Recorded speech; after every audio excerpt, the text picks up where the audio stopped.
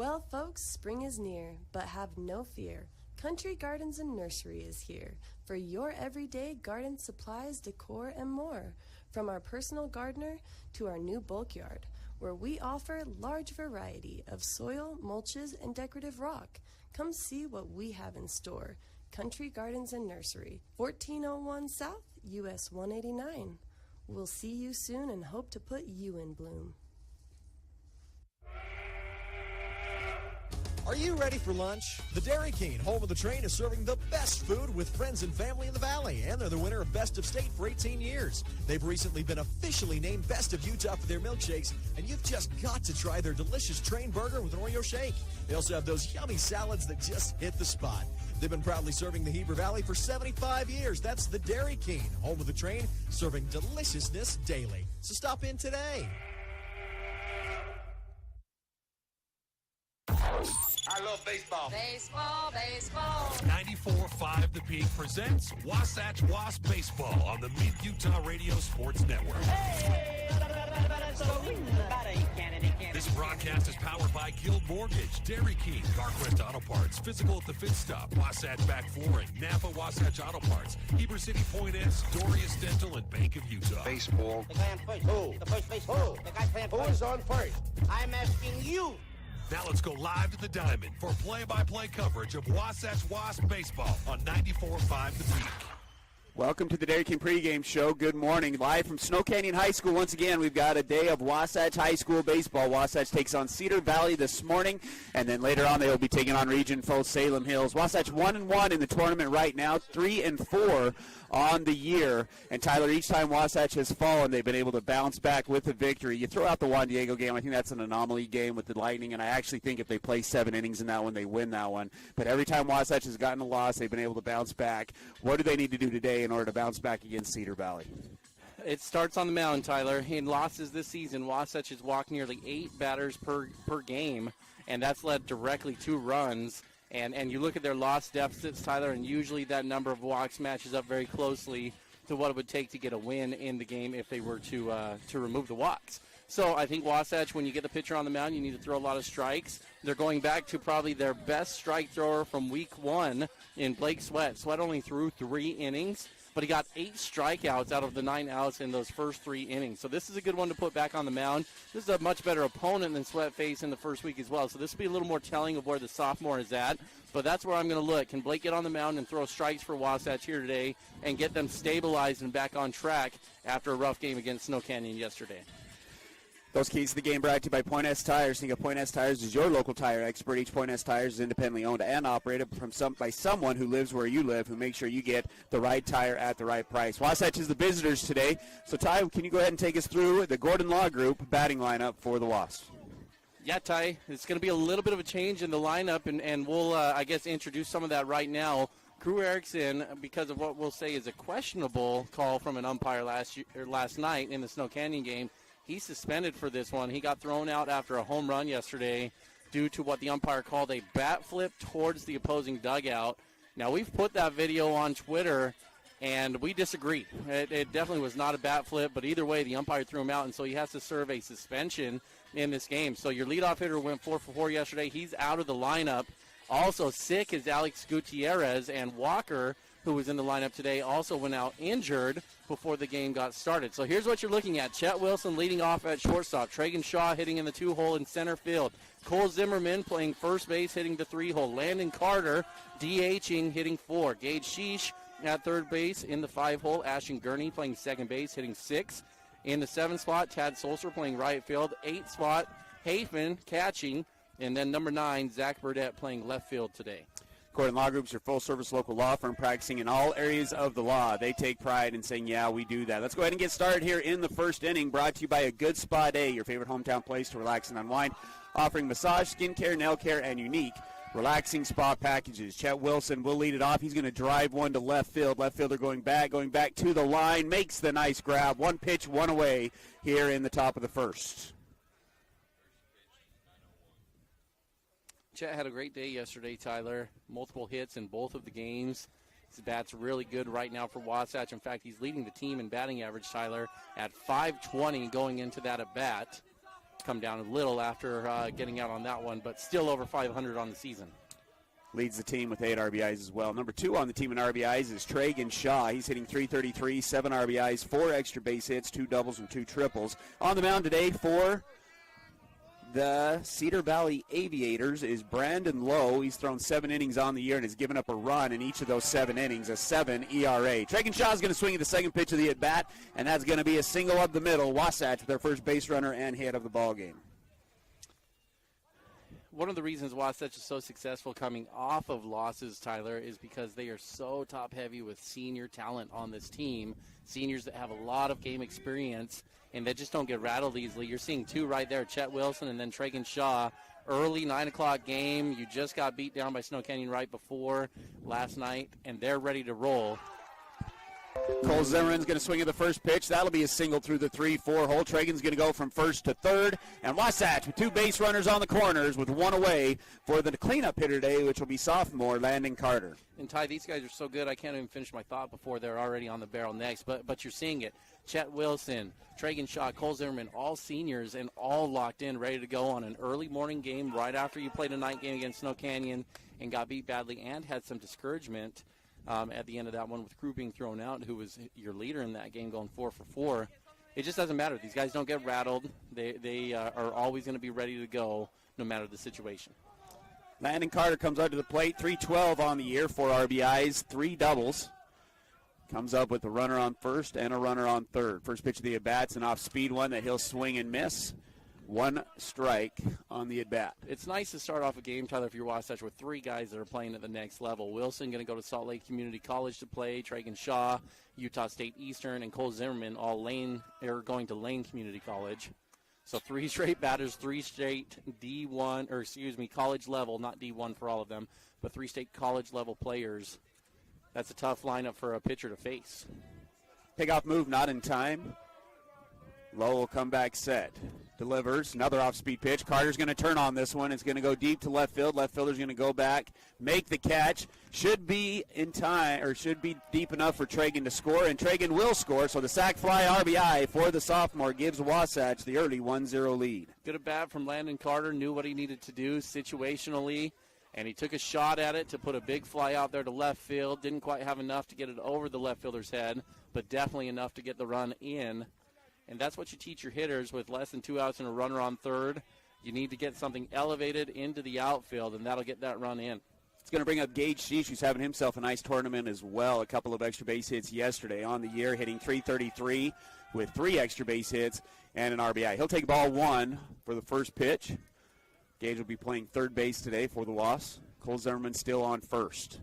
No wind here this morning, Ty. That shot by Landon Carter probably is hitting that Yukon out there on left field. But today, no wind. And we've seen a couple of shots. In fact, Chett off the bat probably would have been gone as well yesterday. 8 home runs between the 2 teams in last evening's game. Swing and a miss there from Gage. Moves the count to 1-1. Ty, and I think those listening in might think that you're joking or being sarcastic about that ball, maybe going out and hitting a car. That's the reality. The wind was blowing out so hard last night that quite literally pop-ups were clearing the fence very easily due to the wind's help. Gage is going to elevate this one down the right field line the opposite way. It's going to tail and go foul, and we'll reset with the count 1-2. Cedar Valley, a newer school, built just a couple years ago. And they've got some pretty good athletes that are starting to show up out there, Tyler. It usually feels like new schools take a couple years before they get their feet wet. A common thing that happens is you build a new school because you've got an overpopulation in one area. And so the people that are established in their sports programs often stay at the school that was existing already, and younger people that want to get some playing time early on will switch over to those other schools. Gage is going to elevate this one to shallow right center field. It's going to land a single here for Gage, and Cole is going to round first. He's going to try to go from first to home, and that's not going to be – the throw is in time, and Zimmerman's going to be thrown out going home. Well, they tried to catch him sleeping, Tyler, and it maybe wasn't a bad idea. The ball kind of floated out to right field and stuck, and the Aviators a little bit lazy getting it in, and Coach Jacobson and Cole maybe thought that they could catch them off guard. Didn't work, though, as they were able to sneak him in. Just finish a quick thought here, Tyler, on that. Just usually those schools, when they get the younger players, it takes a couple years. They get a lot of playing time as freshmen, sophomores, and juniors, and then by their second, third, or fourth year, usually a little more competitive. So we'll see what the Aviators are like coming up into the box now, having a couple years playing. Wasatch scores 1 run on 2 hits, no errors, and 1 runner is left on base. It's 1-0 as we go into the bottom of the first. Timberline Ace Hardware is your full-line Benjamin Moore paint store. Visit them for your home projects, business-to-business, and contractor needs. And remember to ask about their delivery services. And they're looking for some cashiers. Apply today. And get your Carhartt wear, your cool outdoor clothing, and Wrangler jeans. Timberline Ace Hardware, located west of the Wasatch Wasp football stadium at 737 South Main Street, serving the Heber Valley for over 50 years. And now, back to the action. Wasatch High School Sports on 94.5 The Peak.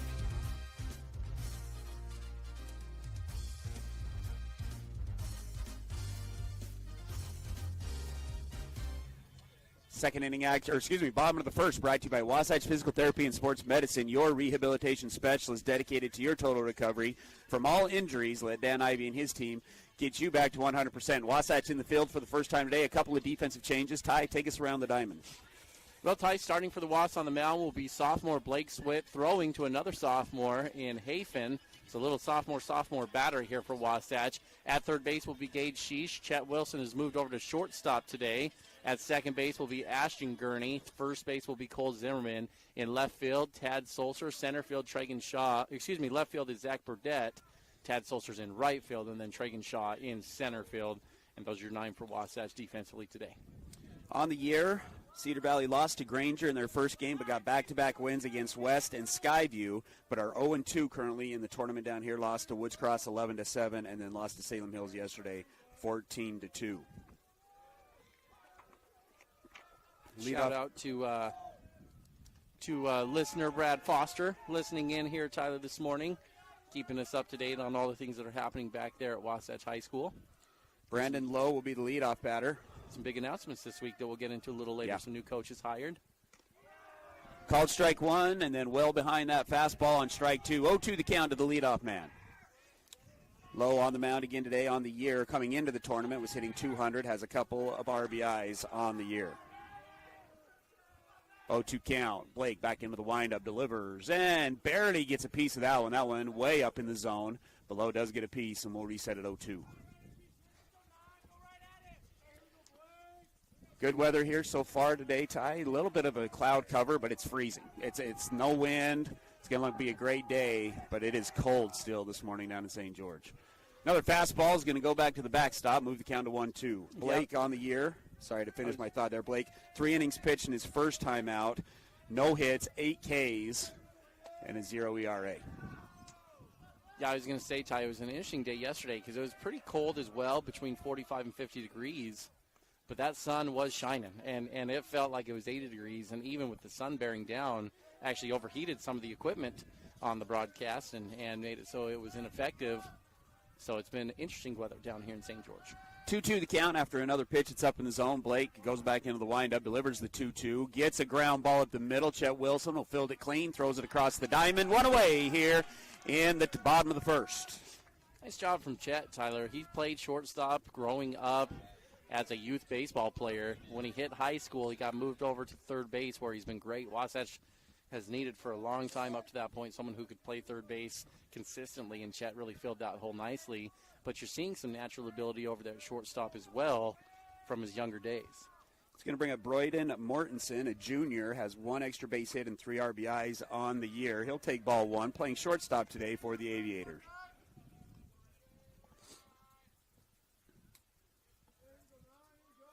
Blake working out of the windup, throws 1 ball here to the number 2 hitter, goes back into the windup, goes back with the off speed. That one's in there for strike 1, moves the count to 1-1. Coach Jacobson dealing with a little bit of adversity early on in the season, Ty, having to not able to play crew today. Alex Gutierrez dealing with illness, Max Walker dealing with an injury, so having to go into the bench a little bit. Yeah, really 4 of your game 1 starters are out in this game, Tyler. Gutierrez, as you pointed out, Walker, Carter Bucad is out this game as well. So a lot of guys that you're used to seeing in the lineup that are not in the lineup here for this game. 2-2 the count after a foul ball on a nice fastball. So 2-2 the count, one away, nobody on base. Wasatch 1, Aviators 0 here in the bottom of the first. Listening to Wasatch high school baseball action. We'll have a game now and then a game later on at 5. Another fastball is going to be elevated into the infield. Cole Zimmerman is going to come over and make the play. 2 away here in the bottom of the first. Well, right now, I'll tell you, it looks like the Aviators are a little bit overwhelmed by the fastball of Blake Sweat. Haven't seen anybody be really too close to being able to barrel the fastball. Well, and that'll be a common theme throughout the course of the season, Tyler. Blake really has the goods to be an excellent pitcher for Wasatch for 3 straight years. Electric fastball. Tyler, he can get middle 80s up with his fastball on a day where he's on, and then a good sharp breaking pitch, and he'll keep a lot of teams off balance with that. Misses close on that one. It's going to be Johnson. The DH comes up to the plate. He's having himself a good year. Came into the tournament hitting .600, has 6 extra base hits and 11 RBIs for the Aviators. Off-speed pitch, misses. 2-0 now the count. Those are 2 really good pitches at the bottom of the zone. So Blake's trying to start that one at the very bottom of the zone and break it down away. They can often get you a lot of ground balls or get guys to swing over the top of it. Umpire looks like he's got a tight zone today, not giving him that low call. Fastball will be a single up the middle. That's the first hit of the season that Blake Sweat has given up, and the Aviators have their first base runner on the single up the middle. Yeah, and you see a little more of that when you don't get that low strike call, and especially when you've gone 2 breaking pitches to start the at-bat. The hitter's going to feel like you're coming back with a fastball that will have to be elevated a little more. It's just a very hittable pitch there for the opposing team. He's going to bring up the right fielder, Blodgett. He as well as having himself a good year. 2 extra base hits and 6 RBIs for the right fielder. Working out of the stretch for the first time this season will be Blake Sweat. Slide step delivery. Fastball in there for strike 1.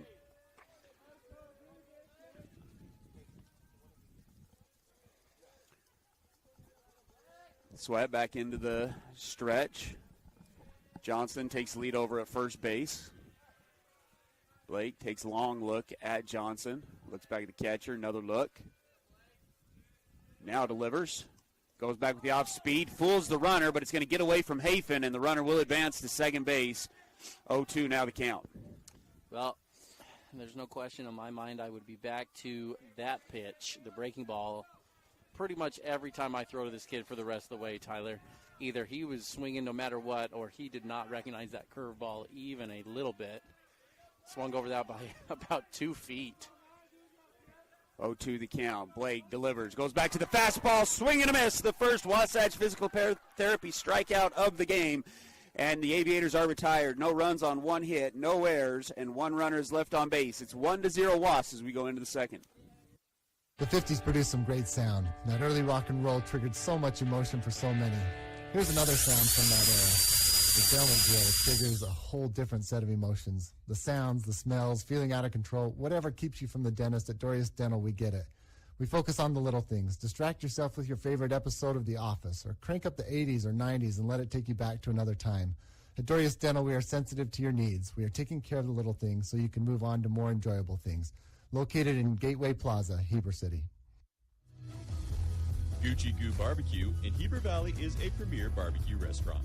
You can choose from finger-licking ribs, poppin' andouille sausage, tasty chicken, tender brisket, delicious pork, and yummy street tacos. Friday night dates, take that significant other for the smoked prime rib that melts in your mouth.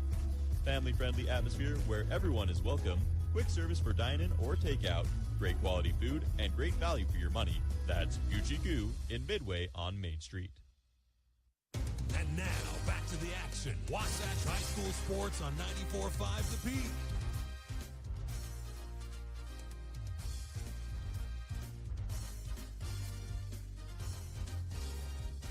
Top of the second inning at Snow Canyon High School. Game 3 of the Snow Canyon Invitational here for Wasatch. They're taking on the Cedar Valley Aviators, and they lead 1-0. Second inning action brought to you by Wasatch Napa Auto Parts, your local Napa stocks auto parts, tools, and equipment, and many other items for heavy-duty trucks, marine, and farming equipment. Stop on in today at Wasatch Napa Auto Parts.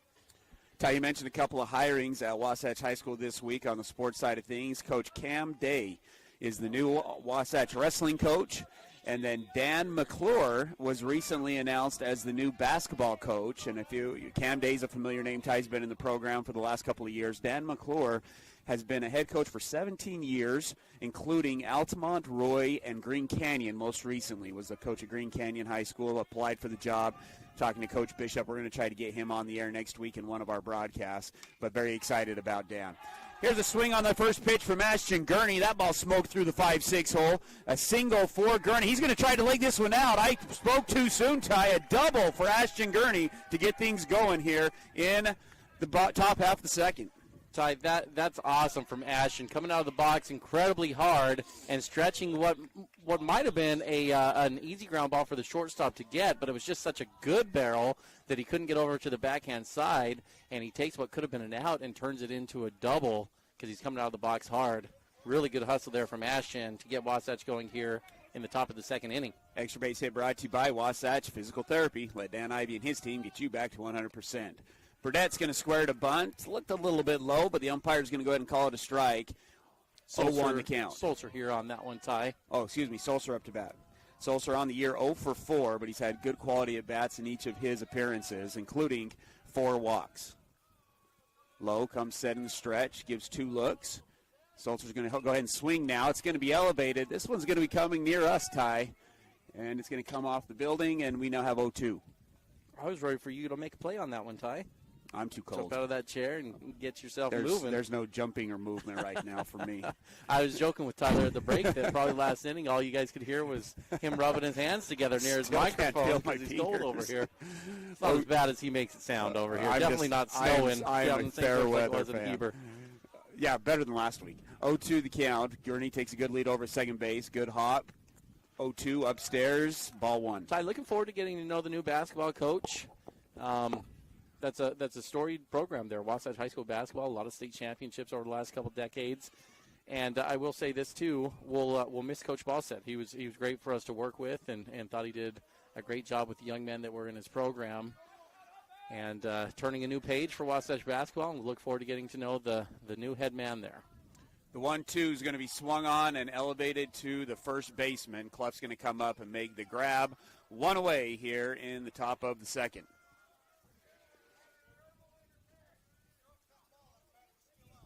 Going to bring up Kolden Hafen, the sophomore. 222 on the year, no extra base hits, and an RBI. Hafen's MO early on in the season is getting after pitches early in the count. This is a really good spot to do that with a runner in scoring position. Be hunting for a fastball early and see if you can get something in play. Low comes set. Gurney still on second base after the leadoff double. 4th hit of the game already for the Wasps, but only 1 run to show for it. The pitch is going to be a fastball right at the coach in the Cedar High dugout. Foul ball, strike 1. Yeah, and sometimes a little over-aggressive, Tyler, can maybe get your mechanics to break down a little bit, and Hafen pulling that one. A little bit undisciplined with the hands. Maybe he can reset and try to think back up the middle with this next pitch. Burdette on deck, the number 9 hitter. Gurney getting a good lead at second base. Tries to go off speed, but it's a little bit upstairs. And the catcher wants to come out and talk to Lowe. I think he's seeing Gurney in the big lead.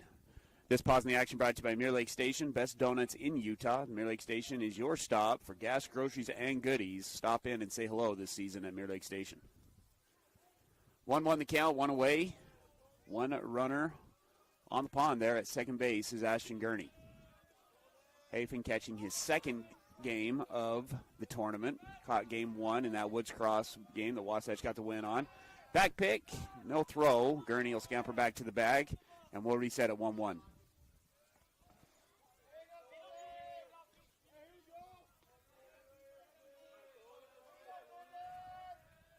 Low comes set, delivers on a no-look this time. That one's up in the zone again for ball 2. 2-1 the count, still 1 away. 4 hits for Wasatch early on in the ball game. We're only in the top of the second. Wasatch 1-1 so far in the Snow Canyon Invitational. Got an extra innings walk-off win against Woods Cross in game 1, and then got handled a little bit last night against Snow Canyon. I say handled on the scoreboard. Wasatch had 13 hits in the game. Swing and a miss here on the 2-1, moves the count to 2-2. but gave up 5 home runs, 3 doubles in the game, and Snow Canyon was able to put 15 runs on the board. Yeah, the 10 walks and the 4 errors as well were really the biggest story. I know the home runs are the eye-popping numbers, but the walks and the errors really hurt Wasatch. Swing and a miss here from Hafen, and Wasatch has 2 away. So after the leadoff double, and it looked like an opportunity for Wasatch to generate some runs, Burdette's going to need a 2-out hit here to push a run across. Well, Ty, the bottom of the lineup here, some of these guys that you're seeing, Gurney, Hafen, Burdette, some of these names with the injuries that are out, this is their chance to win time in the lineup. And you're seeing some of these holes that would be normally filled by Gutierrez, by Crew Erickson, some of these players, they're out this game. And so this is these guys' chance to produce here. Swing and a miss on strike 1 to Burdette. Burdette 167 on the year with an RBI. Low, 1 look, delivers. That one's too far outside, 1-1. Burdette really a talented baseball player in a lot of areas, Tyler. He's got a good glove defensively. They've moved him to the outfield, but he is capable of playing in the infield as well. He's got some good speed on the base paths. The 1-1 fastball. It's going to be up the middle. Tough play for the shortstop. It goes off the bag. Wasatch is going to get lucky. They're going to try to push another run across, and Gurney with the hustle is going to score from second. Wasatch taking a gamble again. This time it pays off, and they've got one across here in the top of the second. 2-0 now the score. Yeah, the ball fortunately bouncing Wasatch's way. Slow roller up the middle. The shortstop had gotten around, but he couldn't get in front of the bag, and the ball hit the bag and jumped up, and he couldn't handle it. And that bobble allowed Gurney to make the turn at third and score. Good hustle from Ashton. He took 2 extra bases there simply by just getting off of the pitch quickly and trying to hustle to the next bag. Pitch out situation here, and that'll be ball 1. They went ahead and gave an error on that one, Ty. Do you agree on that? No, I thought it hit the bag, Tyler. I'm going to go with a single on that one. Good. Chett flew out to left field in his first at bat. Pickoff move, not in time. Burdette, good speed at first base. If he's not in the lineup, he's the go-to speed-up guy. Chett's having himself a tournament, as you mentioned, Ty, hitting over 500 on the season. Had a home run in the game yesterday. 1 look. Burdette's going to go. It's a hit and run. Chett's going to pull that one down the line, foul, and we'll reset at 1-1. Looks like our second umpire is now arriving, Tyler, so we're going to pull Snow Canyon's head coach off, who is doing the base umpiring, and have an actual umpire come on. We talk a lot of time about fundraising, right? I was going to say, you have to do it all when you're fundraising. When you're running these tournaments, he's been the sponsors, the MC. He's done everything here. Done some umpiring now on top of that. And that no one better say he didn't earn that fundraiser money. He's been out here doing a lot this whole weekend. Yesterday they had shop vacs on the field pumping water off from the night before. There's a lot that goes into these fundraisers for these guys. 1-1 to count, 2 away. Runner on first. Wilson in the left-hand side of the box. Low, delivers. Runner's going to go again. This one smoked to the left center field gap. Burdette's rounding second. Easy double here for Chett, if not a triple. Burdette's going to try to score from third. Throw is not going to be in time, and Wasatch has 2 runs in on 2 outs on the double from Chett Wilson.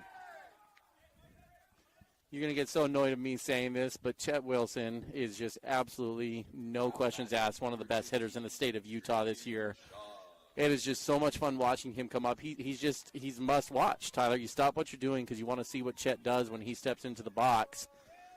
He had an opposite field home run last night, showing you power to all parts of the field. He can hit any pitch, and hitting over 500 on the season, Tyler. He's Wasatch's #1 player as far as batting average goes. He's going to bring up Tragun Shaw, who singled up the middle and scored in his first at bat. Hitting over 333 now on the air. He'll take ball 1 below the knees. Yeah, I think Tragun's last at bat put him up over 350 on the season here, Tyler. He's kind of hopped back and forth, but one thing Tragun has been is competitive on the barrel. He's hit a lot of balls right at guys, so that average being a little lower than, say, where Chett is. It's not to take anything away from Tragun because he's been pretty competitive in the box himself. He's going to swing and elevate 1 to left field. Left fielder's going to settle underneath it and make the play. But Wasatch scores 2 on 3 hits, no errors, and 1 runner is left on base. It's 3-0 for the Wasps as we move into the bottom of the second. Hi, I'm Stacy McKay, branch manager at Bank of Utah. Everyone here at Bank of Utah believes that we are an extension of our community. Not only do we craft banking solutions to help families and businesses in our area, we boost the community by proudly supporting local organizations like Wasatch High School. Because when our communities thrive, we all thrive. Come see me at our Heber branch and experience community banking at its best. Bank of Utah is an equal housing lender, member FDIC. You might be used to having someone ask you the question, what is it that you need? I think that's limiting. I'm going to take you through a 6-step process. And it's simply answering questions. And it might not just be home. It might be that you want that fancy new car. It might be that you want trips. It's your list. What is it that you really, really want? Call Tom Stone at Guild Mortgage in Heber City. Tom Stone, MLS 257849. Guild Mortgage Company is an equal housing lender. MLS 3274. All loans are subject to underwriter approval. Terms and conditions may apply. Subject to change without notice. And now, back to the action. Wasatch High School Sports on 94.5 The Peak.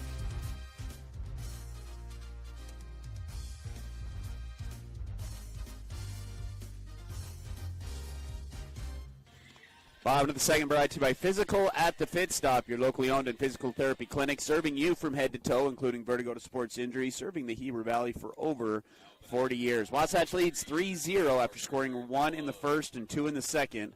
Now time for the second at bat for the Aviators, and Parker Clough hitting over 400 coming into today's game. No extra base hits or RBIs yet, playing first base for Cedar Valley. First pitch in there for strike one. Clough, the son of Jeff Clough, the head umpire for the state. Yeah, one that Coach Jacobson was on the phone with yesterday after his questions about crew being ejected in that one. And I would have been right there stride for stride with Coach Jacobson. Felt like that was a unworthy ejection that was called, and especially to take at bats away from kids in northern Utah who have snow on their field still. Just a really short-sighted move from the umpire.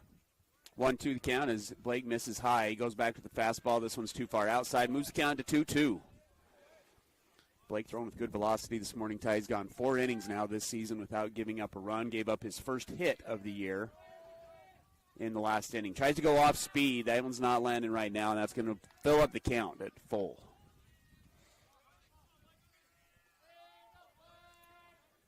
Clough hitting from the left-hand side. The full count pitch, too high, and that'll be our first walk of the game. And Ty, the story early on in the season has been the walks for the Wasatch pitching staff. Yeah, Wasatch has a really good defense behind these pitchers. They just need to give that defense a chance, Tyler. If you can be 3 walks or less, that's usually spelled, and that seems like a high number too, to be honest, but that's usually spelled success for Wasatch as far as wins over the course of the season. In losses, over 7 walks per game, nearly 8 walks per game actually on the average for each loss. Davis is going to he's going to square to bunt. That one's going to go up in the air to the backstop. 1 strike. Davis, the left fielder today, a junior, didn't have any at-bats coming in to the year. Back into the box on the right-hand side. Clough, a pretty good lead over here at first base. Old Zimmerman holding him on. Sweat takes a peek. Takes another look, and he'll step off the back of the mound. Aviators wearing all red and white pinstripes. Wasatch wearing their gray pins. Call those red? That's almost a crimson. A maroon. Yeah, crimson. There's a good call for it. Alabama crimson color. This ball's going to be swung on and fouled lazily down the third base side. Will go foul to Gage, and we'll reset with an 0-2 count. All right, you got to 0-2 on the last batter, and then maybe got a little bit just too fine trying to make the perfect pitch at the bottom of the lineup here. I think Blake would be wise to continue to attack aggressively on these hitters. Pitching with a 3-run lead, you've got a little wiggle room. Especially the bottom of the lineup. Top of the lineup is having trouble with your fastball, so if you can continue to attack there. Long pause here, worried about the base runner, and Davis will step out of the box.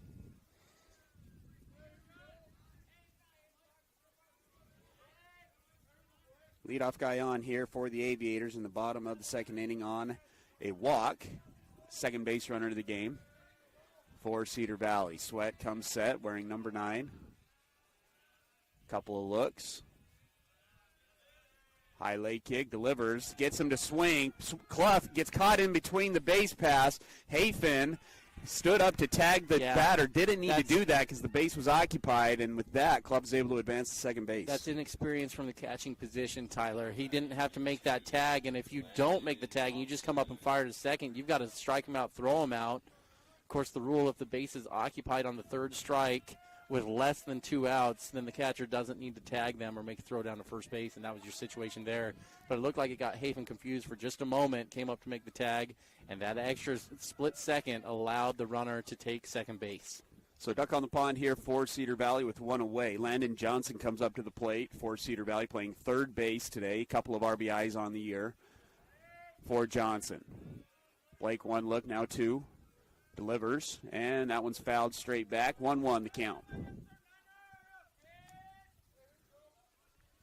Your outfield today for the Wasps, a little bit different. Burdette in left, Shaw in center, Tad Sulcer in right. Infield, Gage Schiess, Chett Wilson, Ashton Gurney, and Cole Zimmerman. Hafen, a little bit of confusion on the call. Looks back over to the dugout, puts down the signal. Clough, not a big lead at second base. Blake, one look, delivers. Fastball in there for strike two. 1-2 now the count. Available arms today for the Wasps. They have Sweat. Erickson has not thrown yet. Ashton Gurney, Cole Zimmerman, Tragun Shaw are probably the arms we'll see today for the Wasps. Although Ty Wasatch is battling some injuries, even and situations with those. Of course, Crew can't pitch in this one because he's suspended, so that'd have to be the next game. Ashton Gurney has been battling some arm injuries as well, and don't know if he's going to be able to go this weekend. So they've got arms. They've got other guys that you might see, but some of those regular ones are battling different, unique situations. Off-speed pitch is fouled behind us down the first base side, so we'll reset with the 2-2 count. Blake sets.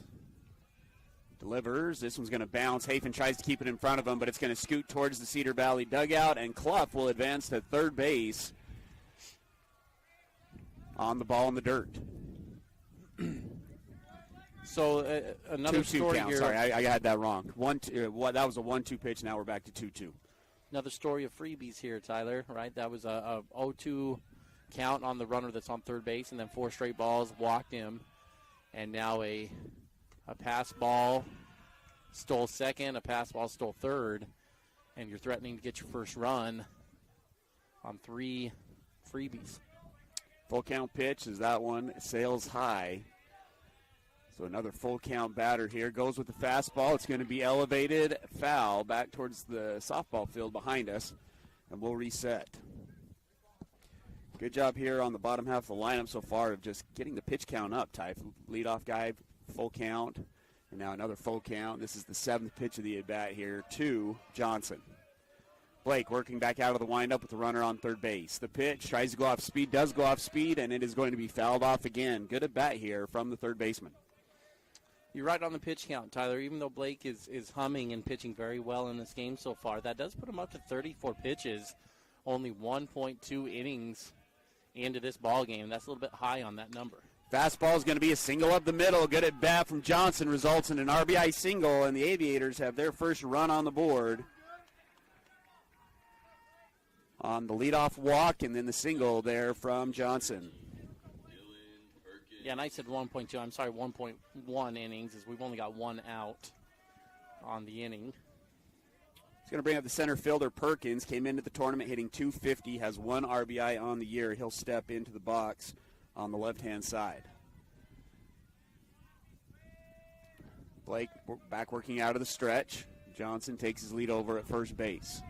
Blake, one look. Runner's going to go. Hafen up out of his stance, not in time. A stolen base is in there for the Aviators on the ball 1. So 1-0 count and another runner in scoring position.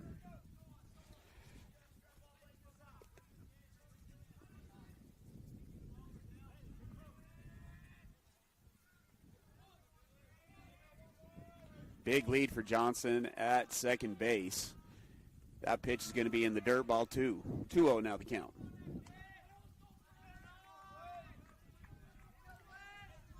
After getting a goose egg in the first inning, Wasatch struggling here in the bottom of the second. 3-1 the score. Runner on second base, one away. Fastball. That one's going to be fouled off. 2-1 now the count. Good job, Blake, coming back on the 2-0 pitch. Lands a fastball. And we'll reset.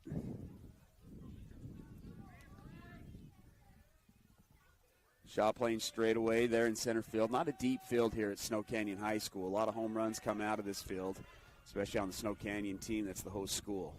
2-1, fastball inside corner, strike two. Good velocity there on the fastball, and that ties up the count at 2-2. Scoreboard says 2 away. I'm pretty sure there's only 1 away, right, Ty? Did I miss an out? Yeah, there's only one away right now. This is your 8-hitter up as well, so you'll go 8-9, and you're hoping to put this inning to bed on those 2 hitters right now. Again, a good lead. Long look. Delivers the 2-2. It's going to be a ground ball to the shortstop. Chett's got it attack. Throws across the diamond. In time. What a play there from Chett Wilson. 2 good plays from the shortstop, and that's only 2 away. Wasatch a little bit confused because the scoreboard said 2, but that's only 2 away. And that'll bring up the number 9 hitter. That's an excellent play there from Chett, Tyler. Wow, having to come up on the move, couldn't set his feet, throwing that ball on the run. And showing a lot of good natural ability over there up the middle for Wasatch. Again, he's not traditionally your starting shortstop. He's usually over at third base, and Carter Boucaude's usually the starting shortstop there. It's going to bring up Gideon Both. Came into the tournament hitting .333, has 4 RBIs and 1 extra base hit on the year. Number 9 hitter, as mentioned, Ty, and then we'll go back up to the top of the order. Wasatch 3, Cedar Valley 1. Johnson did advance to third base on the ground ball to Chett. Curved ball. Hafen thought he liked it. Umpire disagreed. Ball 1. He's been pretty consistent not calling that curveball at the bottom of the zone, Tyler. He's given it about 1 time, but there's been about 4 or 5 pitches down there in a very similar spot that he's not given. It's a good spot, though, from Blake. Goes back to the off speed. Does land that one, so that's going to move the count to 1-1. And you want to keep Blake working down in that part of the zone, just like you did there, because it's a good pitch location. You'd much rather be missing a couple inches low rather than a couple inches high. Goes back to the fastball, gets the outside corner. 1-2 now the count. Wasatch has 3, 4, 5 coming up. Zimmerman, Carter, and Schiess in the top half of the third. 1-2 the count. Blake out of the windup. The pitch. Tries to go upstairs. Way too far upstairs. 2-2 now the count.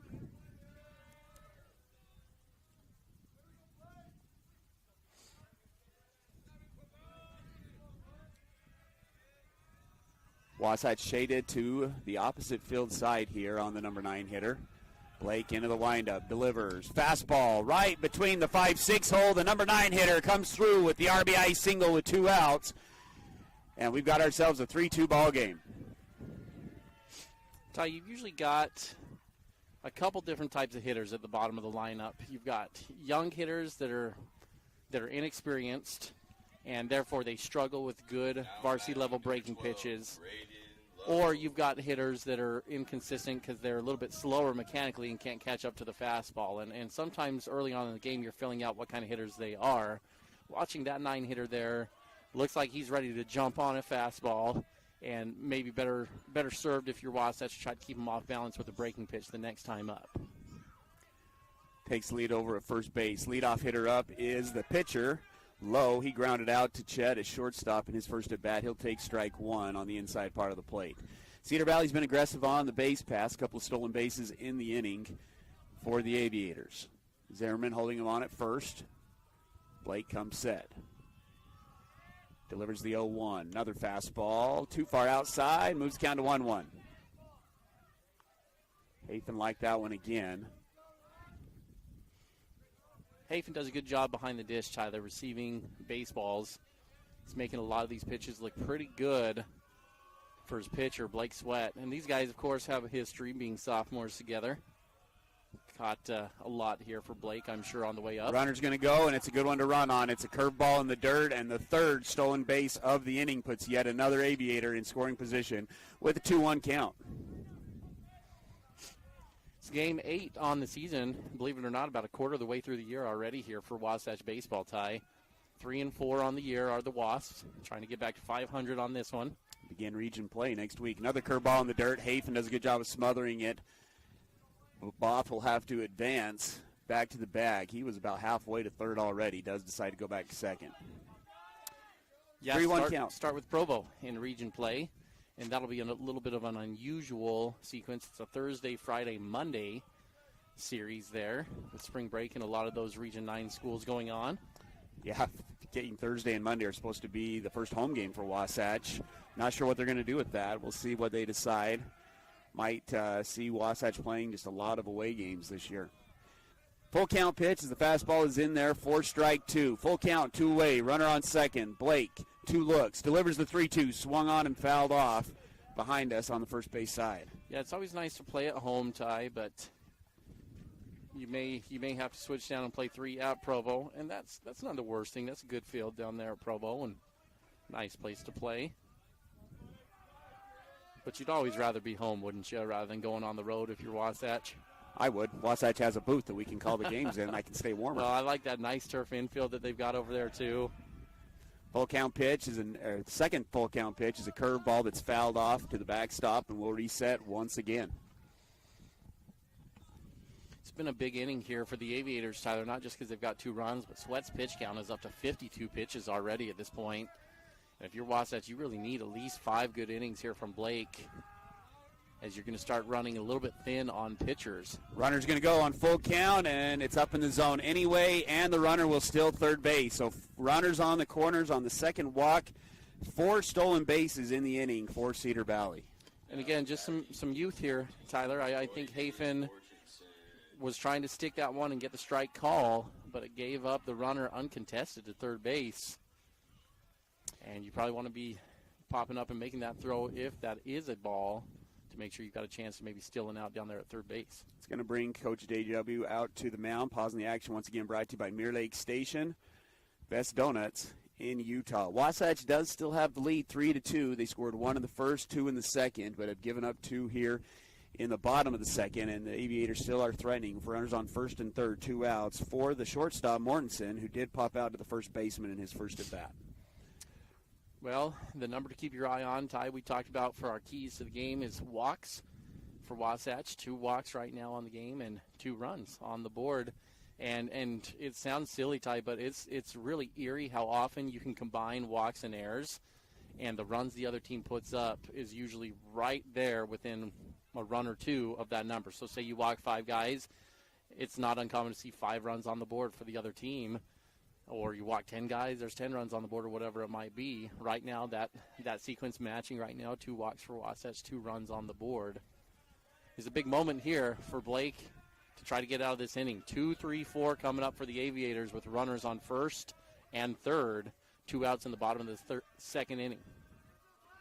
Blake will come set. Runner is going to step off early. Blake's going to throw it to Gurney. Gurney to home. What a great execution there from Wasatch on the leave early from the runner on first, and Wasatch gets out of the inning, but not before. The Aviators score 2 runs on 2 hits, no errors, and they'll leave 1 on base. That's perfect execution all the way around. Blake Sweat took his time, was poised, and calm to step off. So the first thing the team's trying to do when they run that play is maybe you can get the pitcher to balk and get a little uncomfortable if you leave early. Blake didn't. Then he came off. Your second player that played perfectly was Ashton Gurney, came on a sprint from second base, and that's what you've got to do. You're not running to the bag on that play if you're the second baseman. You're sprinting right in at the pitcher, and that's what Gurney did. And then the pitcher hits Gurney, your second baseman, and he cuts off the runner so that you can either tag him, but your momentum's also coming in, and it's got to go to second base because he's the one with the read of what's happening on third base. And immediately the Aviators broke the third base runner to go home. Gurney read it perfect, threw a strike, and the ball beat the runner there by about 15 feet. And Hafen steps up, your third player that had to make the right play, comes up, receives the ball well, and puts the tag down. Nice job for Wasatch to execute and get out of that inning. Let's go ahead and take a break. Wasatch leads 3-2 going into the third. Hi, this is Nicole with Mountain Refined Furnishings and Flooring. And if you didn't know, we've recently partnered with Mattress Warehouse of Utah to bring you the largest selection of mattresses around. The team at Mountain Refined prides themselves on making your home a place where you love to be. We offer a large selection of furnishings, flooring, window treatments, gifts, decor, and so much more. If you haven't been by lately, stop and check it out. You'll be pleasantly surprised. We're located at 480 North Main Street.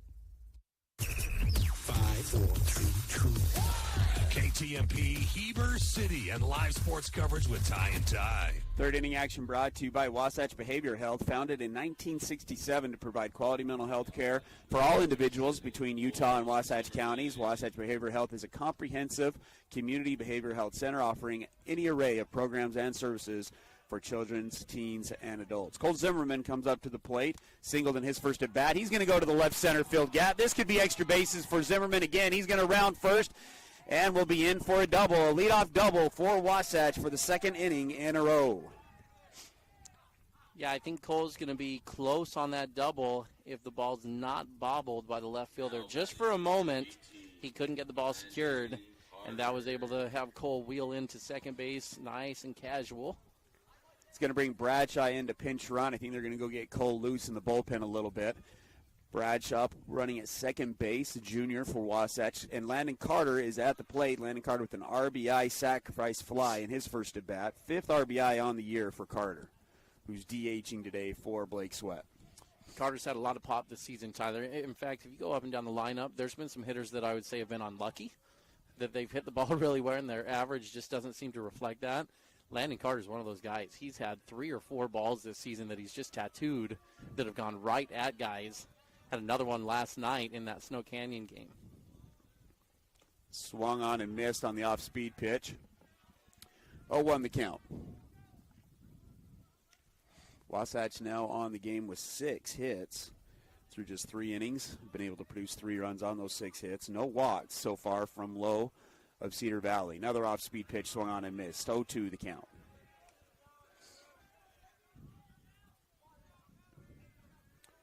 In a battle now with 2 strikes. Again, Bradshaw on second base.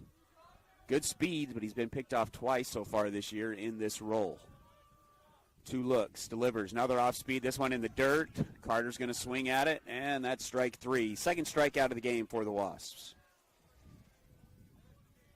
Bring up Gage Schiess, who singled to shallow right center field. Texas League single on that first at bat. Continues to play well at the plate for the Wasps in this tournament. I believe that's his 4th hit in 3 games. Bradshaw not a big lead at second base. Off-speed pitch in there for strike 1. Lowe's gone to the off-speed pitch often in the inning. Got Carter to wave at it 3 times and now gets Schiess frozen on that first one. Yeah, and that might be the difference between what's happening with Sweat and that off-speed and Lowe is Carter swung at 2 of those low ball curveballs and swung over them. On the other hand, the Aviators are laying off that curveball that's low from Sweat, and the umpire's not calling it consistently. I know he just called that one over here on Gage in this at-bat, but that's not been called with consistency over the course of this game. So if you're Wasatch, you may want to lay off that low curveball until you get a couple strikes. 1-1 fastball to the 5-6 hole. Shortstop's going to go to his backhand side. Takes his time, throws across the diamond, not in time. Second hit of the game for Gage Schiess comes on the infield single to the shortstop, and Wasatch has runners on the corners with 1 away for Ashton Gurney, who doubled in his first at-bat to the left center field side. Good hustle out of the box there from Gage again, Tyler. Shortstop just double-clutched on the throw, took 1 extra step, and Gage was able to beat that throw out easily on the high hopper on the infield single. See what Coach Jacobson decides to do here. First situation of the game for Wasatch with runners on the corners, less than 2 outs. Good lead from Schiess at first. Bradshaw at third with also a pretty good lead. Pickoff move, not in time, but it was close. Schiess with, again, a good lead at first. Had to take a couple of steps before he dove back. Gurney really had a good barrel in that first one, ended up scoring as well in the second inning. Led off the inning with the double. RBI opportunity here for the junior second baseman. Off-speed pitch. This one's elevated to right center field. This one goes back, pushes the center fielder back to the warning track. That's definitely going to be deep enough, and Bradshaw will come in and score easily. RBI sac fly for the junior. He smoked that ball, Tyler. That ball was hit very, very well. Good inside-out swing. Simple swing from Gurney, but good pop and good power. And Wasatch has another run on the board. They've scored in every inning so far today. Sometimes in the box, Ty, and it doesn't make sense probably for the casual, but sometimes the ball just looks like a beach ball coming in at you. And right now, Gurney with Lowe on the mound looks like he's got him timed up. 2 good barrels now. Another good lead here from Schiess. Pickoff move, not in time, but close. 2 away, Wasatch has scored in every inning. They answer with 1 run here in the top of the third. 4-2 now the score.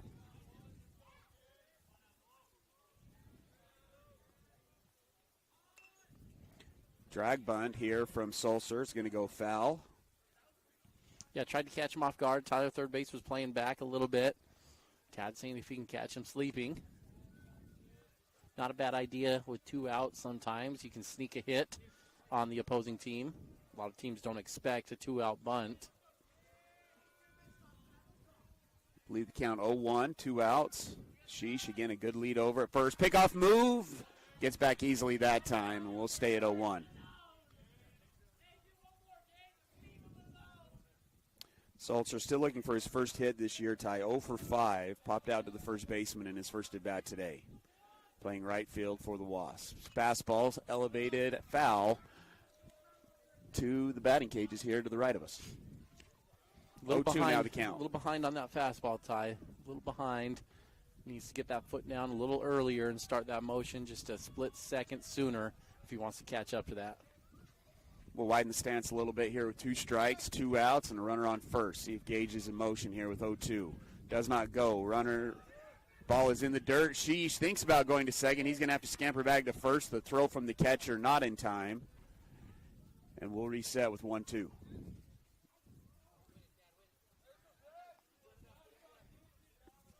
On deck for the Wasps is the sophomore Hafen. And then number 9, Burdette. 1-2 the count. Pickoff move, again, not in time. 4th pickoff move. 5th counting the throwback from the catcher. Gage drawing a lot of attention over here, Tyler. Guess you get an infield single, and you're going to do that. Each pickoff has gotten progressively worse for the Aviators, though. The first one was pretty close to getting him. Another ball in the dirt, ball 2. 2-2 the count with 2 outs. Tad wearing number 11. Wasatch again in their all grays and black pins.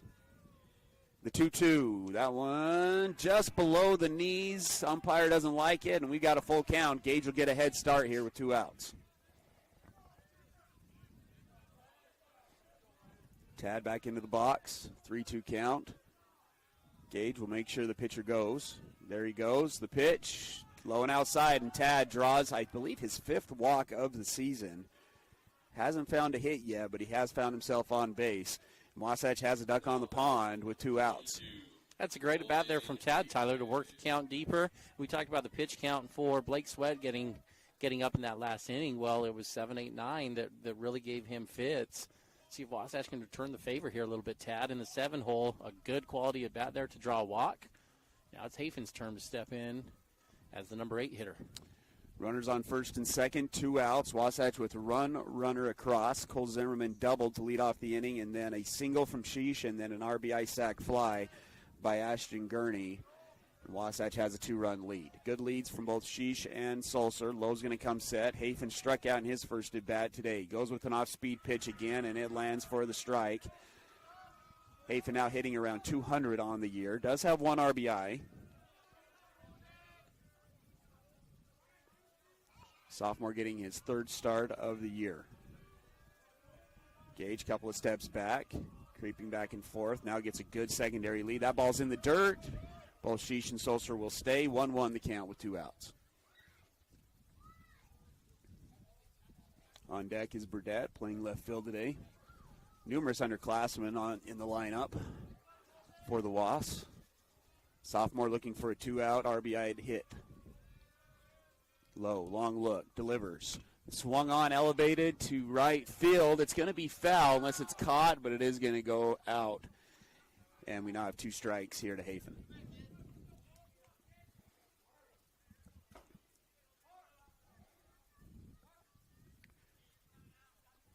One, 2 the count.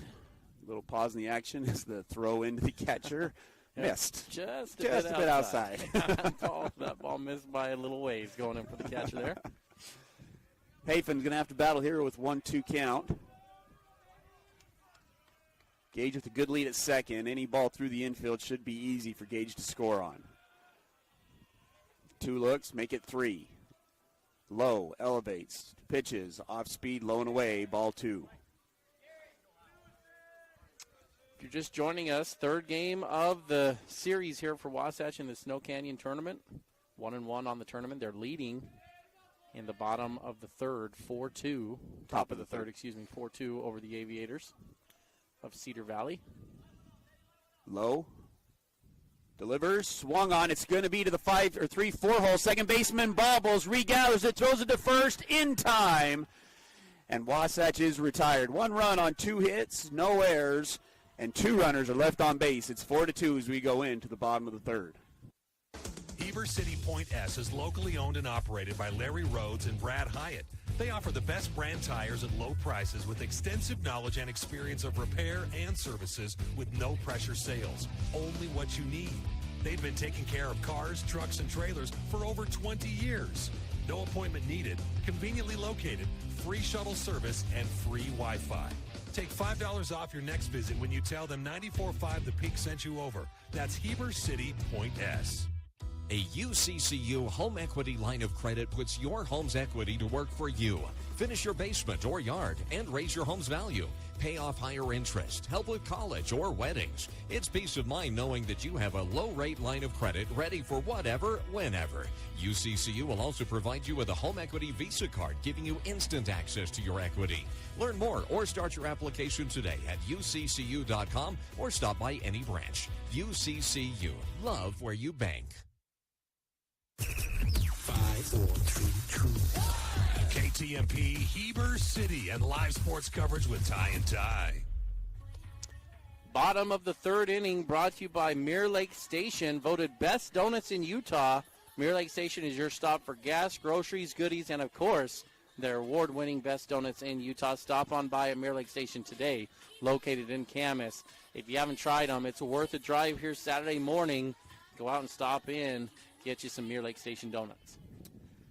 It'll be 2-3-4 up for the Aviators as they were caught in a first and third situation. Wasatch executed it perfectly to get out of the bottom of the second. They did score 2 in that inning, so that's where we stand. Wasatch 1 run in the first, 2 in the second, 1 in the third, making it 4 runs for the Wasatch Wasps. The Cedar Valley Aviators 0 runs in the first, 2 runs in the second. Mortensen popped out to the first baseman his first at bat. Johnson, the on deck hitter, singled up the middle, and then Blodgett struck out, and that's who will lead it off here in the bottom of the third. Sweat working out of the windup. He'll go upstairs for ball 1.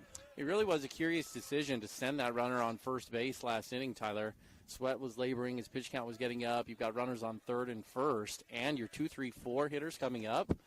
It was an interesting decision with your best hitters in your lineup coming up to send the runner when the pitcher's laboring a little bit in that inning, so he's able to get an out without throwing a pitch. 3 straight balls here to the leadoff guy, Mortensen. A couple of fastballs up in the zone, and then one curveball in the dirt. 3-0 takes a little bit of off that fastball, and that's in there for strike 1. 3-1 the count. Wasatch has had action in the bullpen, Ty. Cole Zimmerman was getting loose. Fastball is going to be a lazy ground ball up the middle. Wilson fields it, throws it on the run. In time over to Cole Zimmerman. Third put out of the game for Chett Wilson at short, and Wasatch has 1 away in the bottom of the third. Now batting number 25, Ethan Johnson. We've talked over the course of the weekend, Ty, about our Wausau campus. Wasatch with 7 baseball players currently playing at the next level. Nick Greenhawt's been a couple of years at Vassar College in New York. The Stocking brothers playing down at Alabama A&M at a D1 school. Jack Bluth starting for Salt Lake Community College as a freshman. Noah Turley playing for Oklahoma State University in the Big 12. And then the Jacksons, Jackson Bolander and Jackson Kelton, pitching up at Lane Community College. Probably the most right now of all Wasatch programs at Wasatch High School, the most players playing at the next level. 1-1 the count, a ball in the dirt, and then a swing and a miss, strike 1 with 1 away. Yeah, not just on the rosters, Tyler. Most of those guys are in the lineups getting action there at the next level. Fastball is going to be elevated to center field. Tragun going back to the warning track, makes the catch. A good barrel there from Johnson, but Tragun Shaw in center field a little bit better and makes the play. Yeah, Tragun's just so smooth out there, Tyler. That's over to his glove hand side, so it's an easy catch to run under there in the alley. But I think off the barrel, your aviators are thinking, oh, we've got extra bases on this, and Tragun just so casually comes over and rips their heart out by just settling under that and making that look like a can of corn catch. He really did. The hitter was surprised. He got to second base, and they had to tell him that he was out. First pitch is going to be fouled out of play for strike one. And why that is, Tyler, Tragun, you talk about Wasps on campus. Tragun is committed to play at the next level. After this year, he's going to be at Utah State Eastern, formerly known as the College of Eastern Utah. They've changed the name there. It's a good baseball school, Ty. But that goes into pre-pitch work, right? As Tragun gets ready with his prep step and he's reading the pitch, he's reading the swing, and you get a good first step in the outfield, and you can make balls that normally end up in the gap or down for hits. You can make them look like easy outs, and that's what Tragun does so well out there. 0-2 count here to Blodgett, and he's going to go way high and inside. That one's going to go to the backstop. 1-2 the count. Blake's responded well here in the bottom of the third, struggled in the second, but he's got back-to-back outs, and he's up 1-2 here to the cleanup hitter who's playing right field today. Struck him out his first time up. The 1-2 gets him to elevate this one to the left side. It'll go just behind the dugout. That ball was sky high, though, and we'll reset at 1-2. Sweat up to 65 pitches. Some fun news, Ty. The BYU's holding their annual spring practices and held their coaches' spring clinic. And fun to see Coach Coburn and Coach Bringhurst taking a selfie with Matthias Dunn, who made the roster and is currently practicing as one of the place kickers at BYU this year. And I was trying to figure this out actually last night, Tyler, looking for some of that on Matthias. Did Oldroyd come back as well for BYU? Is he here for about his 17th year? I can only take fall football. I'm a big BYU football fan, but I can only take I'm just curious how open that kicking spot is. Yeah, I'm not sure. Oldroyd, who seems to be hills and valleys there with BYU football, but Matthias was Mr. Steady for Wasatch when he was kicking. Scoreboard says full count, Ty. I think I have it at 2-2. 2-2 as well. Fastball. This one's going to be roped through the 5-6. Oh, no. Chett Wilson, he's able to make the grab. He's not going to be able to make the throw over to first base. So an infield single there with 2 strikes is Blodgett. But Chett showing some pretty good range on that hard ball to the 5-6 hole. Yeah, I think in his heart of hearts, Chett has always wanted to play shortstop, Tyler, and in the varsity level. He's just been so good at third base. Carter Bukad's been so good at shortstop that Chett's never just really gotten his chance. But he's over there now in this game, and he's showing you he's up to the task. He's playing really well over there at short today. Gets Clough to swing at a curveball in the dirt. So 0-1 the count here with the runner on first base. There's been a challenge in the game for Blake. It's been the 0-2 counts. He got up 0-2 against Clough the last time and ended up walking him. Was up 0-2 there to Blodgett before giving up the single. The 0-1 fastball swung on and missed, and once again we have another 0-2 count. Yeah, and there's been a couple things that have stood out, Ty. Not just the 0-2 counts, also the base runners. They've been able to steal bases with relative ease in this game so far. Wouldn't be surprised to see some more motion here from the Aviators. Yeah, I would be tempted to go pitch out. Runner does not go, and Clough is able to foul off the fastball. 0-2, 2 outs. Wasatch leading 4-2 here in the bottom of the third. Be surprised if there was some action on this one, as no signs are put down from the third base coach. So it'd be a runner going on his own if he's going to steal on this pitch. Does take an extra half step here on the lead. Sweat, a long look. Delivers on the slide step. It's going to be an off-speed pitch. It's a tough play for Schiess. Schiess on the run, throws across the diamond. Not going to be in time, and the ball's going to get away from Zimmerman. Runner will advance from second to third. And Wasatch allows the inning to continue with runners on the corners, first and third with 2 outs. Ty, that's probably going to be a single in the book there, but I'll tell you that's a ball I think Blake probably needs to come get. That thing's not really towards third base directly. Very slow roller. It's kind of like a swinging bunt, but it's more towards the mound. And Blake's just got to come off and go get that ball and turn into an athlete as a pitcher. And that's tough as a young pitcher because you're probably told, hey, don't worry about getting it. Let your defense go get it behind you. But in that particular instance, that's probably got to be the pitcher's ball. Pinch runner will come into the game for Clough. Number 16, Detmer Murdoch. Speaking of BYU fans. Number 4 will come up to the plate, Davis. He struck out in his last at-bat. Wasatch got the first 2 outs and looked like it was going to be a quick inning for the Wasps, but the Aviators done a good job of bouncing back. Blake comes back with a fastball for strike 1. Back-to-back singles has the Aviators with runners on first and third. Up to 73 pitches now for Blake. This may be his final inning of the game. Runner's going to go. That ball's in the dirt, and another stolen base for Cedar Valley. Has 2 runners now in scoring position, including the tying run on second base. The coach of Cedar Valley has picked his spots well to run on, Tyler. Often going on breaking pitches that are down and hard to throw on. That one, no attempt even possible with the ball in the dirt. 1-1 goes back with the off-speed, lands the off-speed. Moves the count to 1-2. It's been 2 back-to-back hits, though, with 2 strikes for Cedar Valley with 2 outs. Let's see if Davis can do it again. Playing left field today. Blake into the windup. Delivers the 1-2 fastball, but too far up, about at the eyes. Moves the count to 2-2.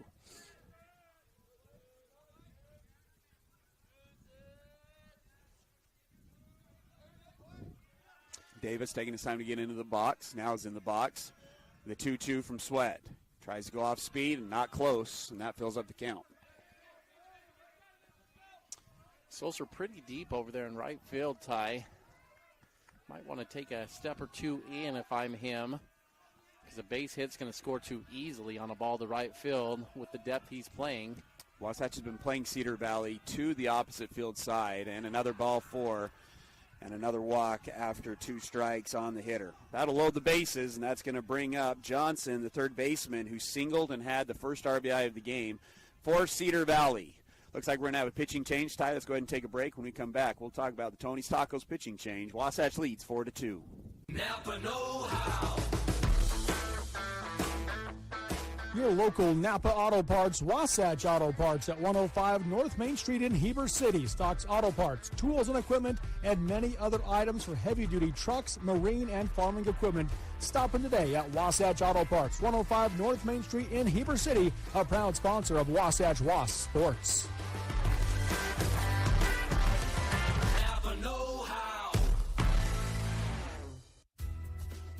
Dan Sluga at Wasatch Back Flooring is extending his services to include quality paint products to complete your home remodeling needs. Locally owned and operated, Dan and his team can help you find the right flooring for your home with quality products from Mohawk, Shaw, Target, Godfrey Hurst, and many more. Since 2009, they've been exceeding their customers' needs by helping them select flooring that fits both their lifestyle and budget. They've got you covered at Wasatch Back Flooring and Paints. Hi, my name is Jeff Jones with the Wasatch County Sheriff's Office. I'm assigned to the Investigations Unit as a school resource officer and detective. Having a strong bond makes it easier to talk to your kids about the hard things like underage drinking and drug use. Here's some tips for creating strong family bonds. Having fun together, spend 15 minutes of one-on-one time each day, eat meals together 5 to 7 times a week. Brought to you by the Caring Community Coalition and Wasatch Behavioral Health. Timberline Ace Hardware is your full-line Benjamin Moore paint store. Visit them for your home projects, business-to-business, and contractor needs. And remember to ask about their delivery services. And they're looking for some cashiers. Apply today. And get your Carhartt wear, your cool outdoor clothing, and Wrangler jeans. Timberline Ace Hardware, located west of the Wasatch Wasp Football Stadium at 737 South Main Street, serving the Heber Valley for over 50 years. Wasatch High School Sports is on the radio. Pitching change here in the bottom of the third inning. Wasatch is leading Cedar Valley 4-2, but the Aviators are threatening. Bases loaded with 2 outs. Your new pitcher is going to be Cole Zimmerman. Blake Sweat on the hook right now for the 3 runners that are on base. See if Cole can come in and get a big out to end this inning. This pitching change brought to you by Tony's Tacos. Been in business since 2001, Tony's Tacos. And the best Mexican food you're going to find in Heber Valley, Tyler. Good, authentic street tacos that are simple. Get your good meat on there, some onions, some cilantro, and then their fantastic sauces. If you're more into the burritos, they've got some great burrito options and much more at Tony's Tacos. Cole step off the back of the mound. Tyler, that's the other good part about home games is not only do we get the warm booth, but after the game we get to go pick up some tacos. I mean, that's I'm sitting here thinking what I'm going to eat after the game, and that's what sounds good. Ty, there, I forgot to mention, too, one other change here is Cole came in to pitch. That left first base open, and so Garrett Christensen's going to come in and play first base right now. Not sure if he'll be batting yet or not. If he does, they would have to kill Landon Carter in the DH spot. So we'll keep an eye on that as Carter's spot comes back up. But Christensen is into the game at first base. Again, a single up the middle last time for Johnson, who's playing third base today, had an RBI and scored in the last inning. This one's going to be elevated to right center field. Tragun Shaw going over, makes the diving catch. Tragun Shaw keeps the goose egg on the inning here in the bottom of the third. What a play from Tragun. Oh, you just knew it. He had it sized up, Tyler. Coming in, that ball's in the gap. But as he started approaching it, he started stuttering his steps to get to the spot where he was going to be able to dive and make the catch. Looking like Jim Edmonds out there to go and lay out and bring that one in and keep multiple runs off the board. No runs on 2 hits, no errors. 3 are left on base on the Good Spot A nominee. Wasatch leads 4-2. Hi, I'm Stacy McKay, branch manager at Bank of Utah, where we provide financial services to businesses and individuals in our community, and we are proud to support Wasatch High School. As one of the nation's top performing banks, we've been delivering exceptional value for over 70 years. So whether you're looking to grow a business or raise a family, we can help you every step of the way because your Utah is our Utah. Come see me at our Heber branch and experience the hands-on customer service that only comes from a hometown bank. Bank of Utah is an equal housing lender, member FDIC. Well, folks, spring is near, but have no fear. Country Gardens and Nursery is here for your everyday garden supplies, decor, and more.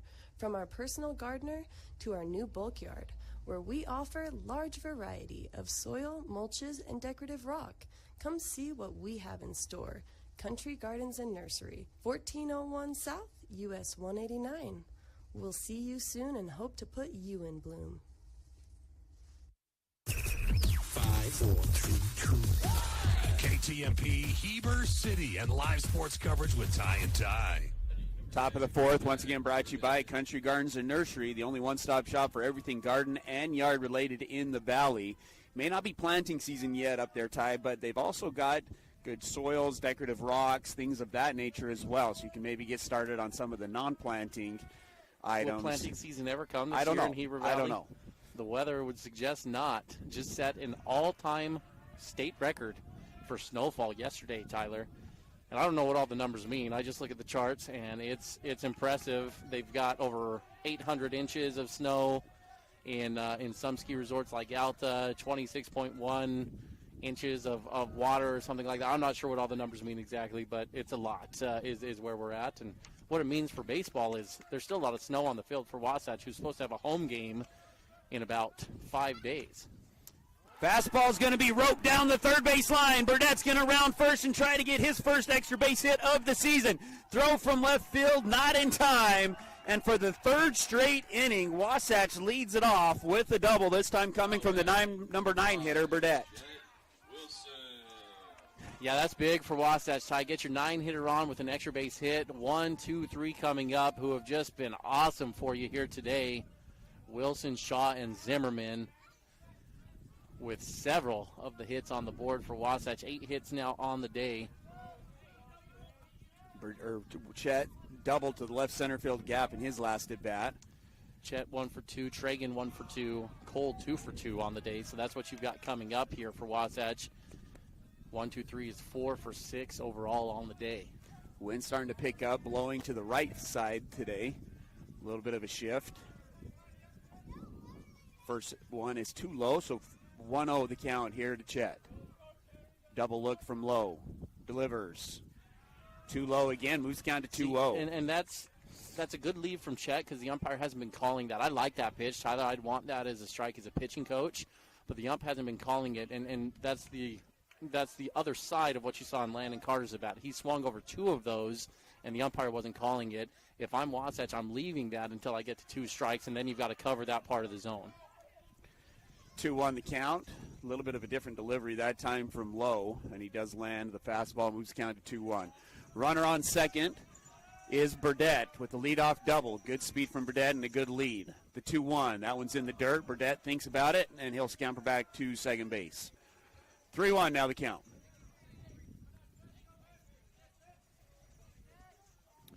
Chett 3-1. Good hitters count here to see if he can handle something. Burdette a little lead. He'll extend it out. Lowe still getting his pitch from the catcher and now receives it. The 3-1. Chett lays off the off speed. A good 3-1 pitch in there, and that'll fill up the count at full.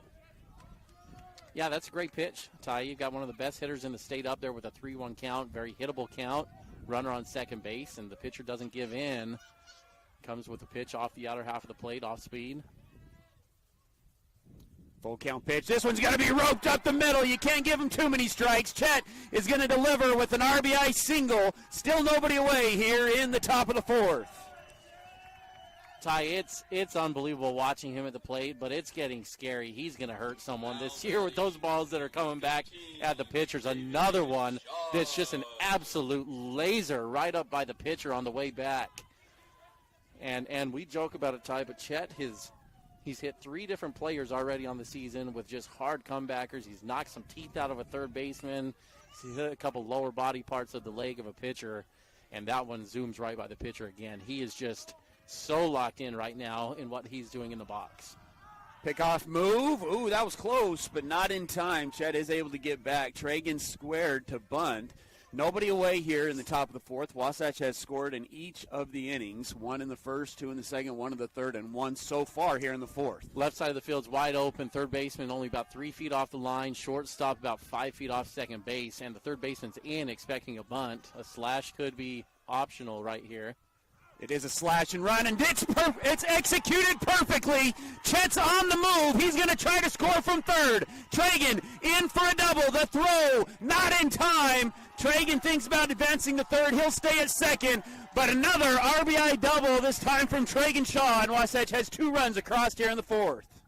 Yeah, perfect execution there, Tyler. You could see it pre-pitch. Coach Jackson did a good job of recognizing that one there. The defensive situation from the Aviators told you what they were expecting, and it allowed Wasatch to put on a play that was just like taking candy from a baby at that point. And if you're expecting a bunt, usually the pitch you're going to call in is a fastball to make it a buntable pitch because you want to take the out. And Wasatch just totally took advantage of Cedar Valley there. He's going to bring up Cole Zimmerman. Still no away. 3 hits to lead off the top of the fourth. That one's too low for ball 1. A double from Burdette, a single from Wilson, and then a double from Tragun Shaw. And Wasatch has 6 runs now across here in the ballgame. Double-digit hits for the second straight game for the Wasps. Lowe delivers. This one's going to be a ground ball to the shortstop. Nope, it's through the 5-6 hole. Tragun will come around and score. Make it 4 straight hits for Wasatch here in the fourth. And Wasatch takes the 7-2 lead. Yeah, Ty, that's a ball that I would tell you has no business being a hit if your defense has scouted the other team and knows situationally. And what I mean by that is that's a pretty slow roller ball that is right where the shortstop normally should be playing. What Cedar Valley was doing, though, with the runner on second, they were having their shortstop hold the runner on second base because Cole was up as a left-handed hitter. Well, Cole can go to all parts of the field, and so when you have to pull that shortstop over, it left a gap over where the shortstop normally plays, and a normally routine ground ball was able to get through as a hit. Carter will square to bunt. Still nobody away with the runner on first. He'll pull back on the ball that's up towards his eyes. Bucad is being called out of the dugout. I think he's going to run for Zimmerman, who's on the mound, so this would be a speed up, not a pinch runner. Pickoff move, not in time.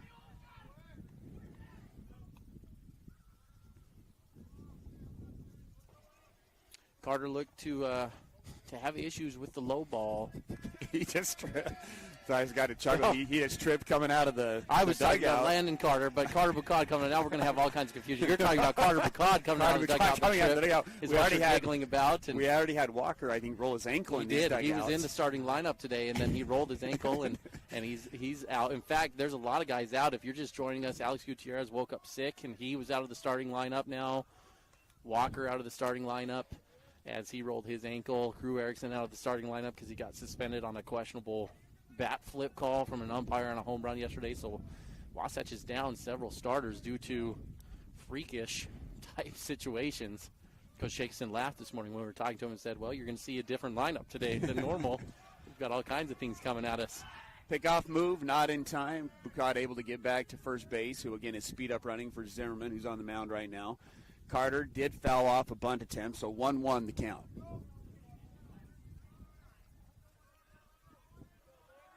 Squares again, and once again lowers the bat head, and it's going to go behind him for strike 2. Yeah, mechanically, Tyler, that's just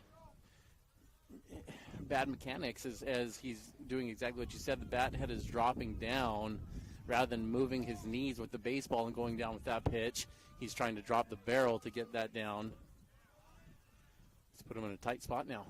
1-2, and he's going to be going to get struck out for the second time today. He hasn't been able to lay off that off-speed pitch in the dirt, and first out of the inning for Wasatch.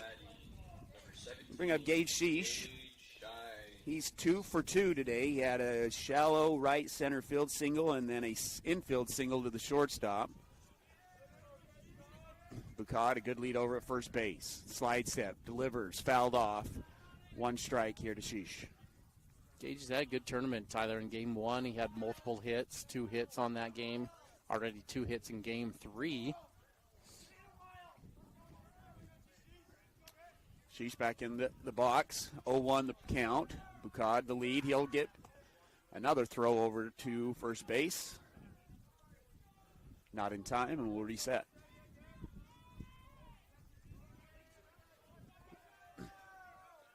Lowe still on the mound for Cedar Valley. Delivers the 0-1. This one's an off speed. It's going to be pushed foul again down the right side. How many pitches is Lowe at this point, Ty? He's only at 65, Ty. So amazingly, 11 hits, 7 runs on the board, and through 3+ innings, only at 65 pitches. But it just shows what walks will do to your pitch count, Ty. Only 1 walk on the day for Lowe. So despite giving up 11 hits and 7 runs, still underneath that 70 pitch mark. Well, and it also tells you Wasatch as far as their approach at the plate. As a lot of their hits are coming early in the count. They're aggressive, and they're ready to jump on top of the Cedar Valley pitcher. And they have several first pitch base knocks from Wasatch in this game today. 0-2 pitch outside. Carter's going to go on the 0-2. It's a hit and run, and it's executed perfectly as well. Carter Boucard will go from first to third, and Gage Schiess is now 3 for 3 today on a single to the opposite side.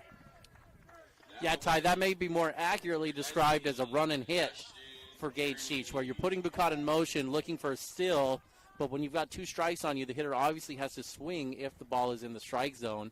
And so how you teach that one and coach up your runner is, hey, this is a steal, but you need to take a peek in as if it's a hit and run and see where the ball is at. It's not one that the batter necessarily has to swing at.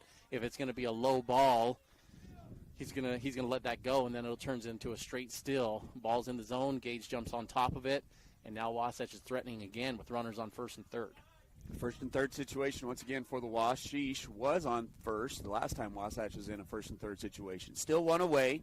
Ashton Gurney in the box. He's had himself a good day, 1 for 1. And he's going to swing at the first pitch. He's going to elevate this one to center field, not extremely deep. Center fielder's going to go back, but it's going to be deep enough. Second sacrifice fly RBI for Gurney. 1 for 1 with a double, 2 RBIs on back-to-back sac flies from Gurney. Yeah, nice job from Ashton, Ty. But another example of a first pitch swing, right? You get a run on that. It's 1 pitch, though, 1 out, and the pitch count stays down. Doesn't really matter a whole lot in this game as Wasatch has blitzed Cedar Valley, leading now 8-2. But the Aviators had Sweat out, the starter for Wasatch, before he could finish the third, and his pitch count was approaching 80 pitches.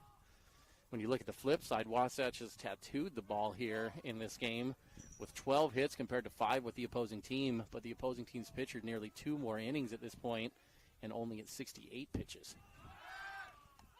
Back pick from the catcher, not in time, but the pitch was in there for strike 1. Tad Sulzer at the plate, popped out to the first baseman, walked in his second at bat. 0 for 5 on the year, still looking for his first hit, but has reached base 40% of the time. Low, couple looks over at Schiess, delivers the 0-1. That one's too low, ball 1, 1-1 the count. We'll be on the air again this evening, 5 o'clock start, as Wasatch will be taking on region foe Salem Hills. And talking to Coach Scott Haney yesterday, Ty, he likes his team this year. thinks they've got a chance to do some damage in the state. 1-1, fastball, outside corner, strike 2.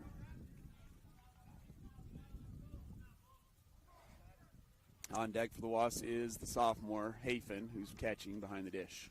Well, it's unusual for Scott not to like his team at Salem Hills, Ty. Since Wasatch has been in the region with Salem Hills, that's really been the team that's had Wasatch's number. It's been a mystery for them. Now, Wasatch has had a little more success over recent years, but I think the overall record for Wasatch over the last decade is 16-4 against Salem Hills. They've had Wasatch's number. This one's going to be swung on, lazy ground ball to the 5-6 hole. And Tad has his first hit of the year on the infield single. Shortstop was able to get over to it, but not in time. Over to first base, and runners now on first and second for the Wasps. Good job from Tad, Ty. Just be competitive up there in the box. Put the ball in play and make the opposing team have to come and get it. And that ball has eyes and finds a dead spot in the infield. Turns into a hit. Would be going crazy as a pitch coach right now, Ty, because the shortstop for Cedar Valley is playing up the middle on Wasatch's right-handed hitter. So I mean, he's the one who's keeping the runners close at second base, and so Wasatch has hit that 5-6 hole. There's been 2 balls at him this inning that should have been outs, Ty, if he's in the right position. You're exactly right. And they just continue to let him play in the wrong spots in the infield. Second base is over covering the bag right now, too, Tyler. So you've got the second baseman and the shortstop within about 20 feet of each other. The infield's wide open. Hafen's going to hit it where, Ty? The 5-6 hole. That's another single for Wasatch. Schiess is going to try to score from second.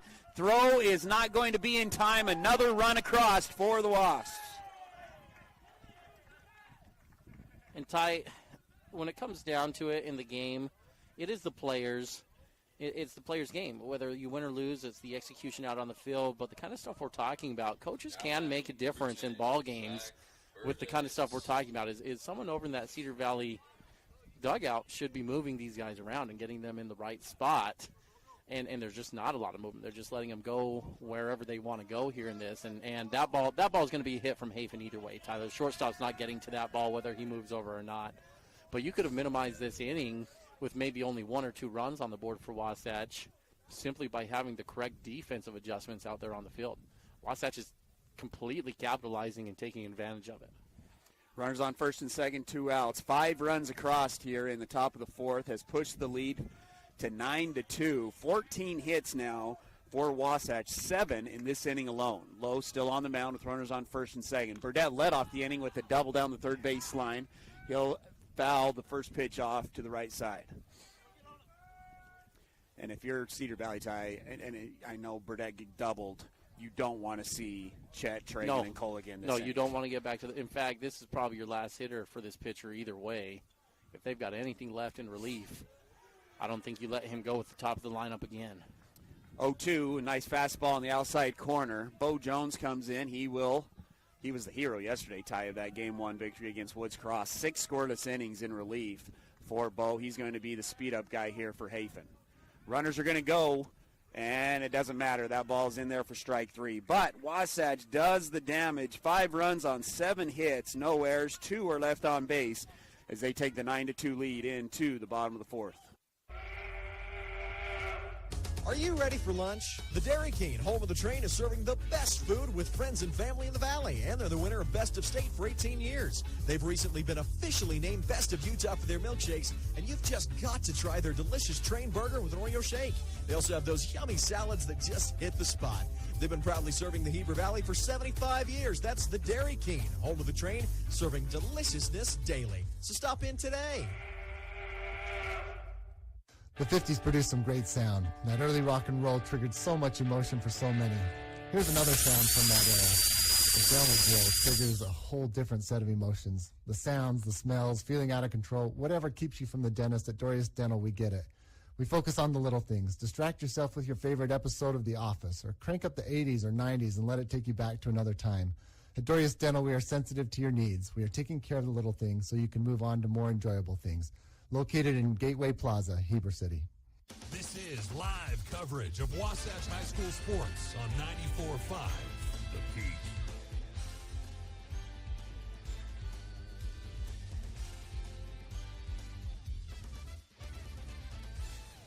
Bottom of the 4th inning, Wasatch leading 9-2 over Cedar Valley.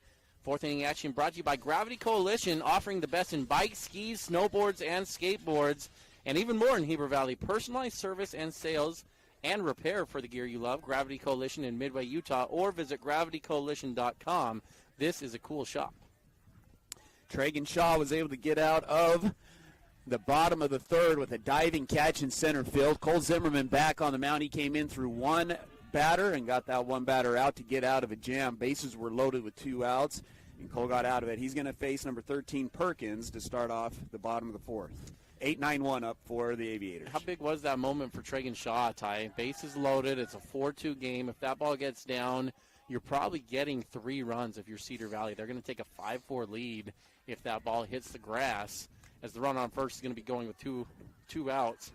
There's a catcher's interference on that one, Ty, on the swing and the miss. I thought that swing looked awkward, and that's why. Well, that looked like a swing like I'm not going to hit this pitcher, and so I'm going to try to hit the catcher's glove to get on first base is what that looked like. Well, either way, he's going to get a free base there. But to finish the thought, so Tragun makes that diving catch to end the inning. They stay up 4-2, and then they just pounce on top of Cedar Valley in the top of the next inning, putting 5 runs on the board. And now you're looking at a 9-2 game. Just like that, Wasatch is running away with this one. Squares to bunt. It's going to be a good one down the first base side. Christensen will field it, throw it to Gurney. Wasatch executes the bunt defense, and we have one away with the runner on second. It's a curious call there, down by 7 to bunt and move the runner over and start giving away outs about halfway through the game, Ty, but they're going to keep trying to chip away here or there and get back to the top of the lineup. And I say it's curious because earlier in the game, when they had runners on first and third, they stole with 2, 3, 4 up. So it wasn't like they had a lot of confidence, it looked like, in these hitters at the top of the lineup. And there's not enough time to bunch your way back into this game with this one for the Aviators. Pitch is in there for a foul ball for strike one. Runner on second, one away. We're back up to the top of the order. Lowe grounded out to Chett at short in his first at bat, walked in his second. Zimmerman now faced 3 hitters. Got the line out to end the inning in the bottom of the third. Catcher interference and then a sacrifice bunt. Ty, that bunt coverage was really good from Christensen and Gurney. Gurney hustling over to first base and made that look really, really easy. That's not an easy play for a second baseman to make, and he made it look very easy. Garrett Christensen doing a good job to jump on that ball and turn and deliver a good strike to Ashton. Ball's going to get away from Hafen, so 1-1 the count, and the runner will advance to third base.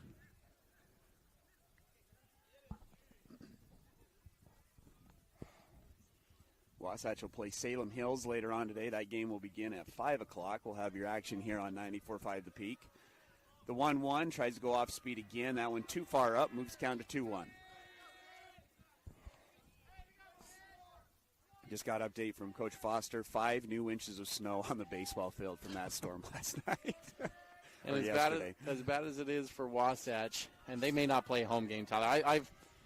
I've been halfway joking about that with people that they might have to play on the road all year, but this weather this last week, it might be the case here. And as bad as it is for Wasatch, Park City's got it even worse. I mean, they're having to do their whole season indoors, and they know that already, that they're going to be on the road for all of their games this season. Normally what Park City's done is they'll come use the Wasatch fields on years like this. But this is the kind of winter it's been that Wasatch is going to have to make the move as well and probably play a lot of their games in other locations. First and third situation again here for Cedar Valley as Cole has his first walk. Only the third walk of the game for the Wasatch pitching staff. Your number is 3.5, right? If Wasatch keeps it under 4 walks, they're usually perfect. In a good spot, yeah. Ty, I want to finish my thought, though. I'm gonna put a little political plug in here for the baseball team, so forgive me on this, but maybe this type of winter is the push you need to finish turfing that baseball outfield, because softball is going to be able to play at home, right? They can just blow that snow off the field. Baseball is not going to be able to have that resource as their infield's turf, but the outfield isn't, and so the baseball team's going to have to be looking for other alternatives this season. It's just too bad they didn't get that whole outfield turfed when they did the field last time. And it's easy for me to say. I mean, that's a lot of money to have to spend on that, but certainly it would have been beneficial this year. 1-1 the count. Ball one and then a foul ball to the number 2 hitter. Mortensen, the shortstop, popped out to the first baseman and then grounded out to the shortstop. 1-1 fastball in there for strike 2. The double play ball has been really good to Wasatch this season. In fact, you brought up Bo Jones, who was the hero in relief against Woods Cross yesterday.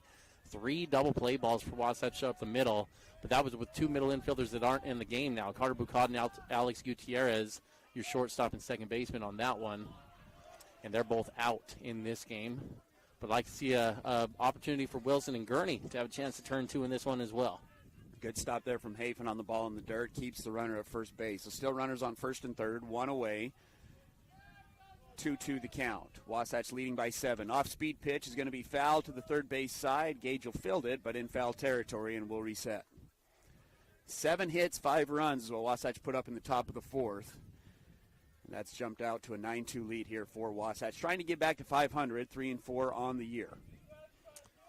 Well, I'm going to start thinking out loud a little greedy, Tyler. If you can get out of this inning and minimize the runs, I don't think it's out of the question to put a few more on the board next inning. You've got a chance at maybe a shortened mercy rule game, and that would help your pitching staff a lot, as Sweat didn't get you as deep as you were hoping he would in this game, having to come out in the third inning.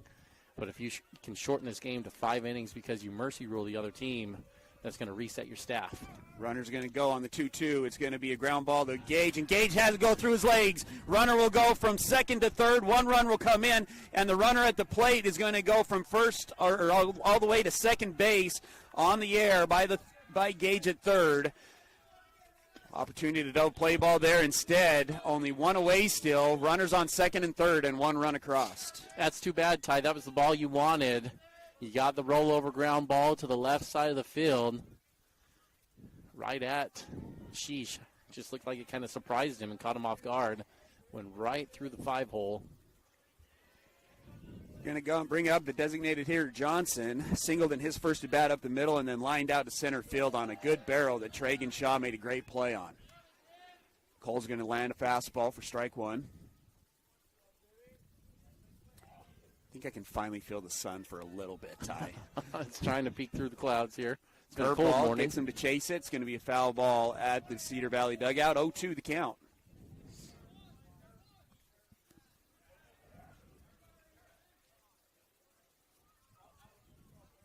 Gurney coming in, reminding Cole to pause. He did have a balk that brought in a run against Jordan last Saturday. Christensen playing first base now that Cole's on the mound. The 0-2 barely misses on the inside corner, moves count to 1-2.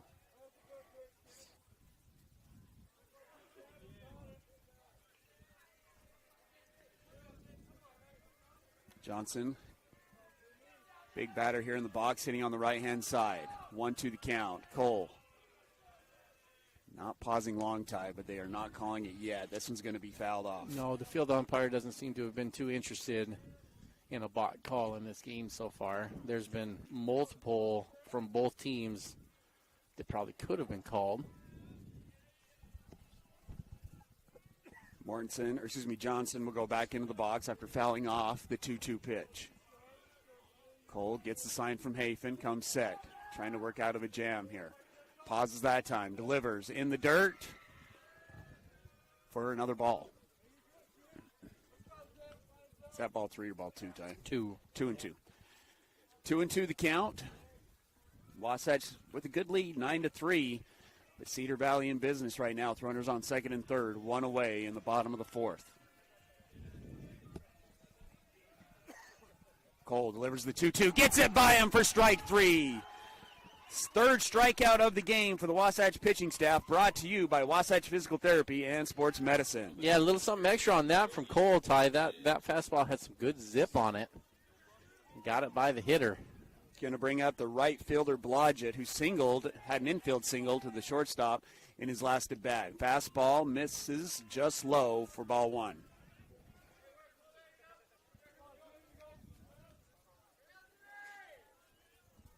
Inning started with a catcher interference base runner, a sacrifice bunt, a walk, and then an error by the third baseman.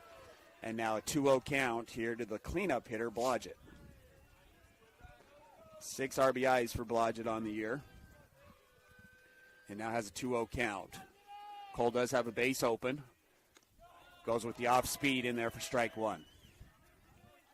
It's a good pitch from Cole, and it's a good pitch call from Coach Watkins. Tie 2-0, runners on third and second, and you're going to go breaking pitch on 2-0, get them off balance.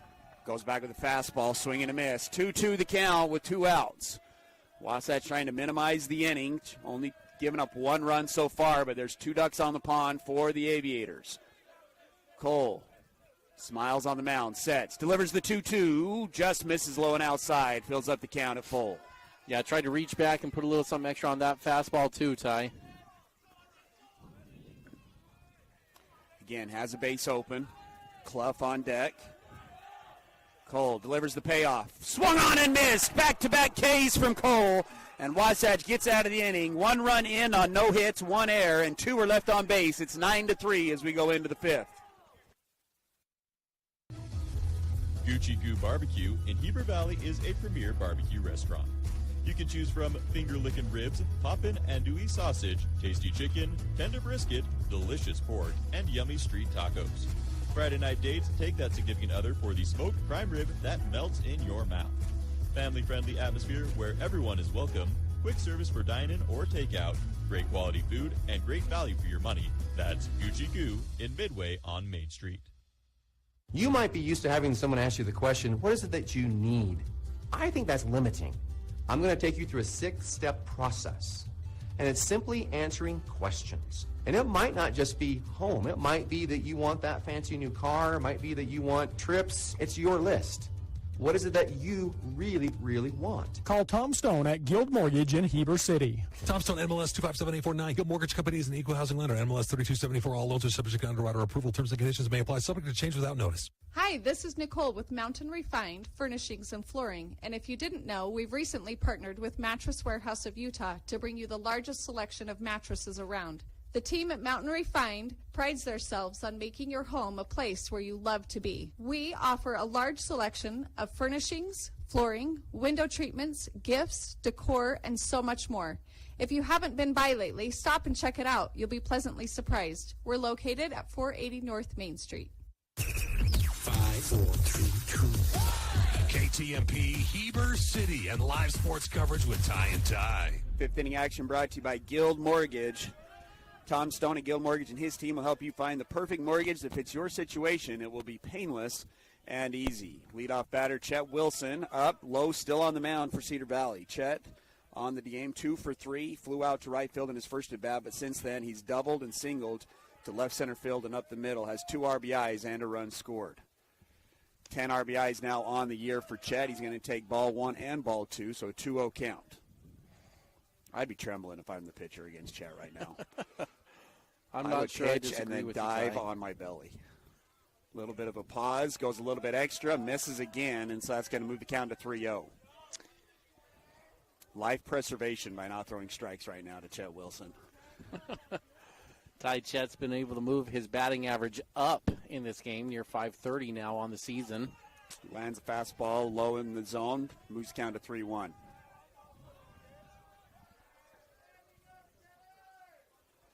3-1 the count. Leadoff guy here in the top of the 5th. Wasatch leading 9-3. Another strike. 2 pretty good pitches there in the bottom of the zone. Good location there. Generous call from the umpire. Hasn't been calling those consistently all game long. But I think you and I would both like to see Chett get a chance to swing it here.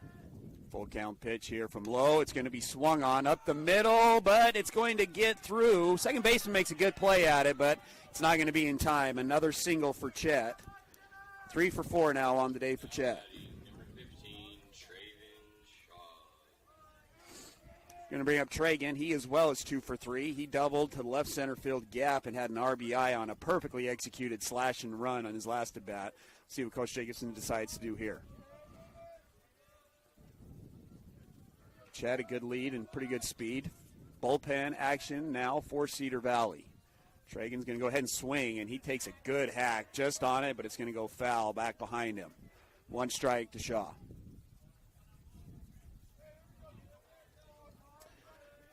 Third baseman playing a shade to the 5-6 hole and not playing bunt depth. Low comes set, takes a look at Chett. Chett's going to go. Tragun's going to swing. This one's going to be down the right field line. Tailing, and foul. And we'll have 2 strikes on Tragun.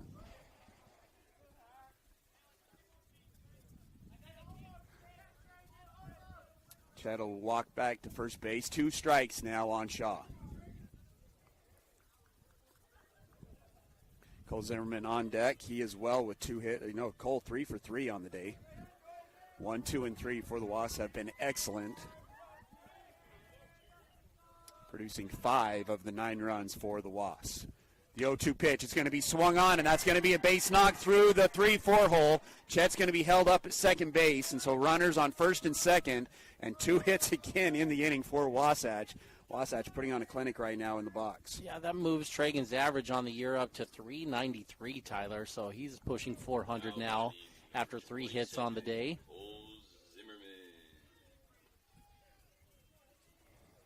Coach Jacobson looks like he changed his mind a little bit, reset the signs. First and second, Zimmerman in the box. He singled through the 3-4 hole, doubled to the left center field gap, and then singled through the 5-6 hole. He's going to square to bunt here with runners on first and second. Pulls back on the ball. It's low. Ball 1.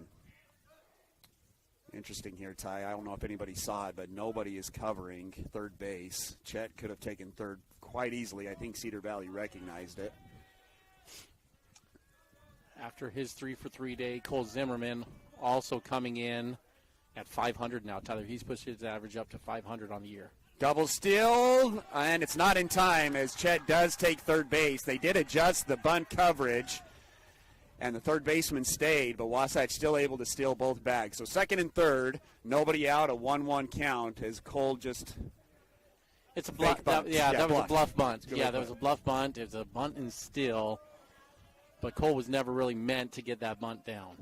1-1 pitch, and this one's going to be smoked to the left center field gap. Cole Zimmerman now 4 for 4 with 2 more RBIs, and he's going to be in there for another stand-up double, his second double of the day, and Wasatch continues to swing it on the barrel.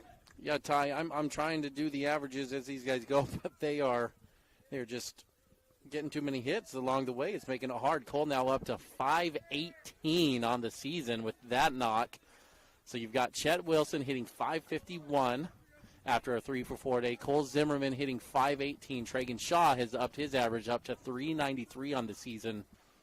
And the 1-2-3 guys are having a heck of a day here for Wasatch, Tyler. In fact, going back over the numbers as we've got, it looks like we're going to finally have a pitching change here in the game. Well, the mound visit. Are they going to make a change here? I think this is just a Mirror Lake Station visit right now. But if you go back to the top of the lineup here, Tyler, you have between those 4 players alone 10 hits on the day. Did I say 4? Between those 3 players alone, 10 hits on the day. Wilson 3 for 4, Shaw 3 for 4, and Zimmerman 4 for 4. And 7 runs scored between those 3 guys. This poor pitcher, Lowe, is going to be having nightmares of number 5, number 15, and number 27 tonight. And Gage, who's on deck's 3 for 3 as well, Ty. Garrett Christensen's going to get his first at-bat of the day. He'll take strike 1. They are going to leave Lowe in. Wasatch with a runner on second, nobody out. Christensen had a couple of at-bats yesterday in the Woods Cross game. Take strike 1. Lowe, couple of looks, delivers. This one's low in the dirt. Bucad, speed up running here for Zimmerman, who's on the mound. It's a good chance for Christensen to come into this one, Tyler. It looks like Landon Carter was having some issues with the low ball that was going on today from Lowe. We know Landon Carter can hit well, but this pitcher just seems to have his number a little bit. Garrett, on the other hand, a good aggressive hitter that seems to be able to go get the low ball. And so not a bad substitution here for Coach Jacobson in this game. 1-2. Excuse me, 0-2. Yeah, 1-2. I'm all confused. 1-2 the count here to Christensen as he swings at a pitch up in the zone. Now swings at a curveball in the dirt, and it gets through the 5-6 hole. Bucad had to pause, but Christensen has a single, and Wasatch with runners on the corners, still nobody out. Now batting number 17, Gage Schiess. Sometimes, Ty, you can get ground balls, but the ball has eyes, and that's what's happened a couple of times here for Lowe. That ball kind of a 5-6 hopper that gets through the 5-6 hole. Going to bring up Schiess, who's 3 for 3 today. 3 singles and a run scored. Potentially game-winning run for Wasatch on first base. If Christensen can score in this inning, then Wasatch goes 1-2-3 in the next inning or holds the other team scoreless. They will win by mercy rule, the 10-run rule. Well, and I'm not sure if there's a time limit on these, Ty. They did announce a time start when the game started. Yeah, we're close to that 2 hours. I'm not sure how long the game is. Game started at 9:01. We're at 10:51, so we might be looking at a time limit as well. Pickoff move not in time to Christensen over at first. Boucard takes the lead at third. This pitch in there for strike one. Hats off to Lowtie. He's continued to pound the zone despite giving up now 18 hits in the game.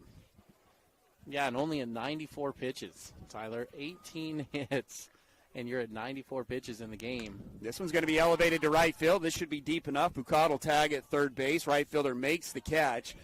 And Schiess has an RBI sacrifice fly to right field. Wasatch with another run across, make it 12-3. Good piece of hitting again there from Gage Schiess. Yeah, Gage has probably been, there's been a lot of good at this tournament, Tyler, but he's maybe been the most surprising at how good he has been in the box. Multiple games with multiple hits, Tyler. And I need to get back to my Gage batting averages so I can get that up to date for you here of where Gage is at on the season. Hit and run situation here with Ashton Gurney. He's going to elevate this one, foul down the right side. Christensen was in motion on the pitch, and we'll reset at 0-1. Yeah, Gage came into this game with a .333 average, Ty. And after going 3 for 3 here today, that's going to put him at .466. He didn't have as many at-bats on the season as some of the other guys, so those numbers can jump or go down a little bit quicker when you don't have as many at-bats. He had about half the at-bats as Chett Wilson, Kolden Zimmerman, and those guys. But now Gage has jumped himself up above .450 at .466. Gurney's had himself a nice day at the plate, Ty, 1 for 1, but he has 2 RBI sacrifice flies. He now has 7 RBIs on the year. He also scored on his double in the second inning. Another hit and run that's going to be fouled off. So 1-2 the count. Christensen will trot back to the bag at first base. Saying that out loud, though, these batting averages, Tyler, that might be the most telling stat. A guy like Kolden Zimmerman has raised his batting average 80 points in this game alone. Ball's going to be elevated to right field on the swing. Right fielder comes over, makes his second out of the inning, and Wasatch now with 2 away, leading 12-3, and that'll bring up Tad Sulzer, who got his first hit of the game in his last at-bat, a single through that 5-6 hole. Gage Schiess, on the other hand, he's upped his batting average 130 points in this game by going perfect. Wasatch, with 18 hits on the board, has just feasted against the Aviators today. Tad will foul off the opening pitch of his at-bat. 3 runs across here in the 5th. Wasatch has scored in every inning. 1 run in the first, 2 in the second, 1 in the third, 5 in the fourth, and 3 in the 5th, taking the 12-3 lead. This one swung on and missed again. 0-2 the count.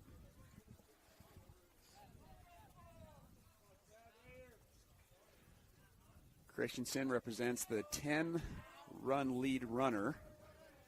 But again, I think we're up against the time limit. Not sure what the time limit situation is in the tournament. A little bit of a different move, and a fastball by Tad will be the third out of the inning. But Wasatch, again, puts 3 runs across on 4 hits.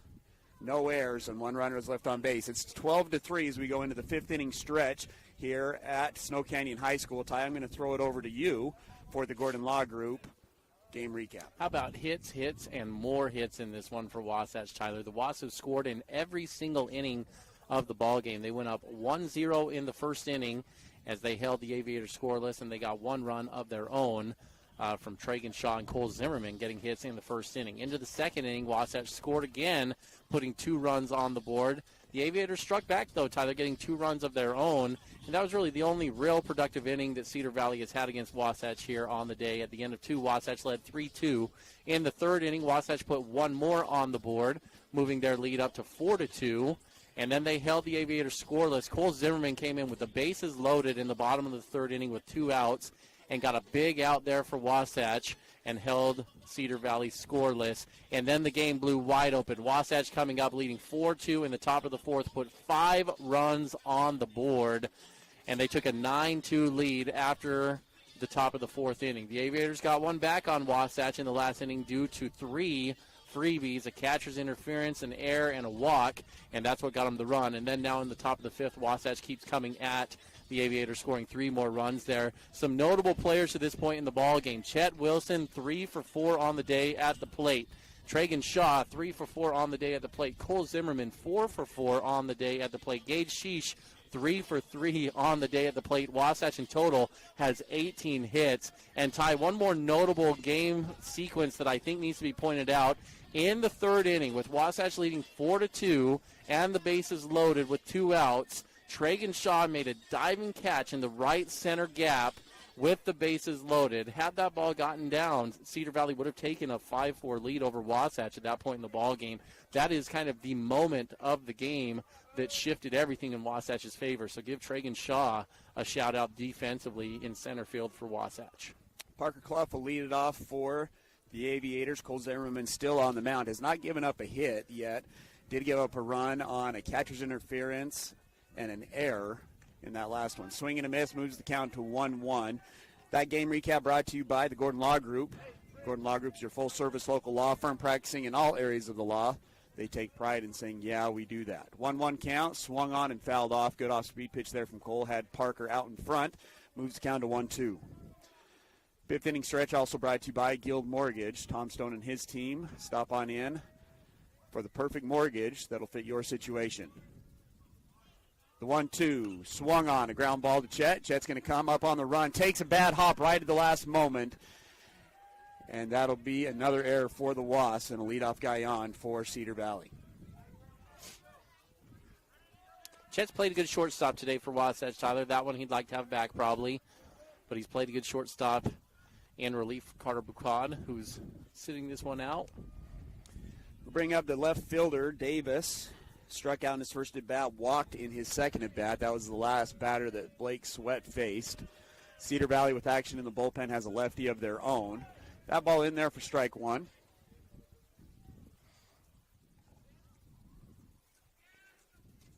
Zimmerman one walk in the now 1+ innings pitch that he's had.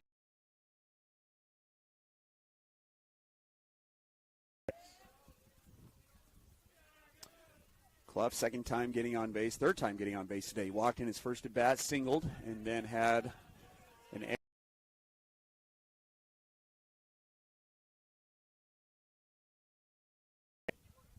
We'll reset with an 0-2 count. Ty, speaking of Tony's Tacos and not having the opportunity to go get a Tony's Taco, what is the best ballpark food that you've had as you've gone around? And I'll just not even put like just baseball, like basketball, football games. Like what's your best ballpark food? If you want to go down a rabbit hole, go research this online. There are some crazy ballpark foods.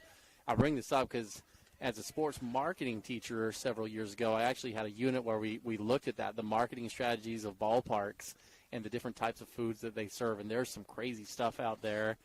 Some of the wild stuff, I'm not saying this is the best for sure, but Safeco Field a few years back was making a name for their fried grasshoppers. You remember that they were doing? They were Safeco up in Seattle. In Seattle, yeah. And so there's all kinds of strange stuff like that you can get at the ballparks.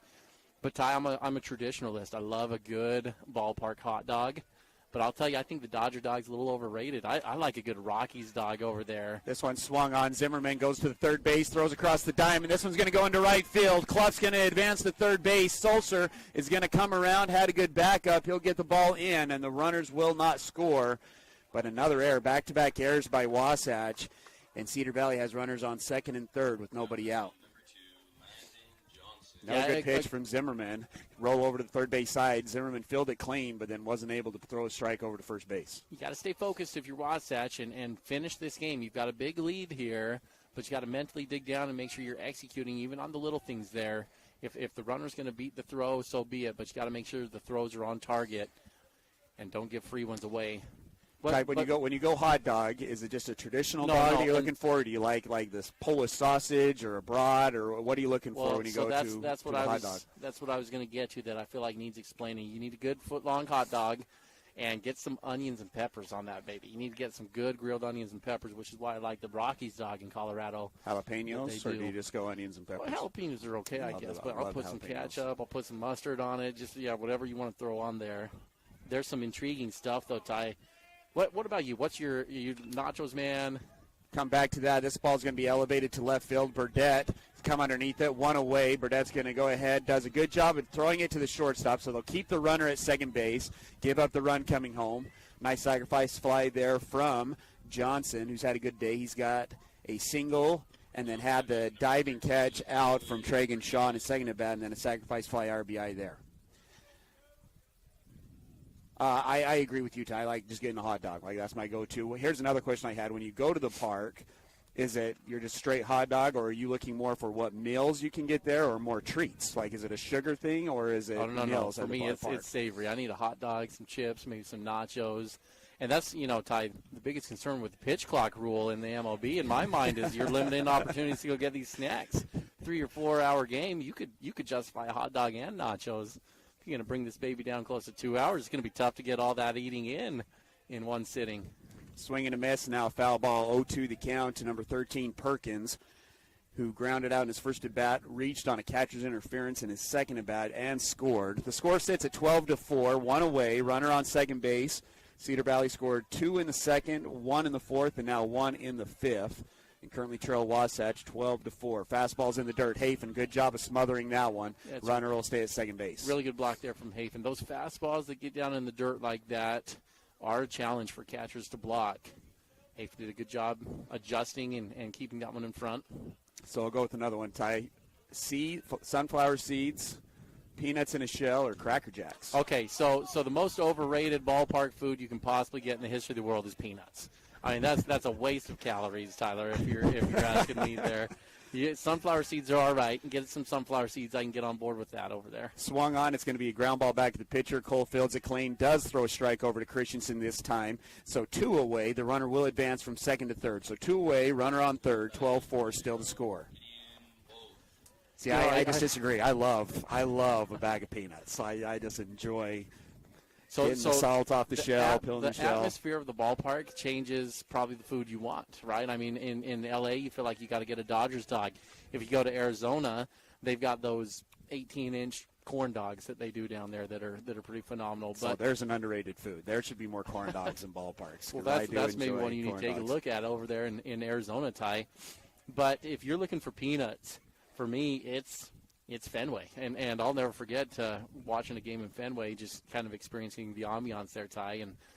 And they've packed so many seats into Fenway that there's no place to get food. You've got to come out of the stadium and go underneath to get your food. So they have a lot of guys going up and down the aisle selling stuff. And one of the ones that they sell often is peanuts. There. And in my section, a guy wanted peanuts, but it was 2 sections over. So he was yelling and getting his attention and was challenging the vendor, saying, what kind of arm do you have? Can you make it over here? And that turned into an event in its own, getting the peanuts thrown 2 sections over. The vendor didn't make it, but there was a relay man to another fan that caught it and then threw it back over to the guy as well. So maybe if you're in Fenway, peanuts are all right. 3-1 the count here to the number 9 hitter. Gets a fastball on the outside corner. Moves the count to full. He's been good as well, Ty. Single in his first at bat and then a sacrifice bunt in his second. It's been a bit of the trend in this tournament as 9 hitters has been effective against Wasatch. The pitching has been good for Wasatch, but that's an area to look to tighten up. Full count. Doesn't get the pitch in there. It's going to be ball 4. That's the second walk of the game here for Zimmerman. So that'll put runners on the corner still with 2 outs. We're at 11:04, so if there was a 2-hour time limit, Ty, this will be it. Maybe I'll try to find out, look for the coaches, see if I can find out if there's a time limit or not. It's going to bring us to the top of the order. Lowe, the pitcher, grounded out at the shortstop, and then walk and walk.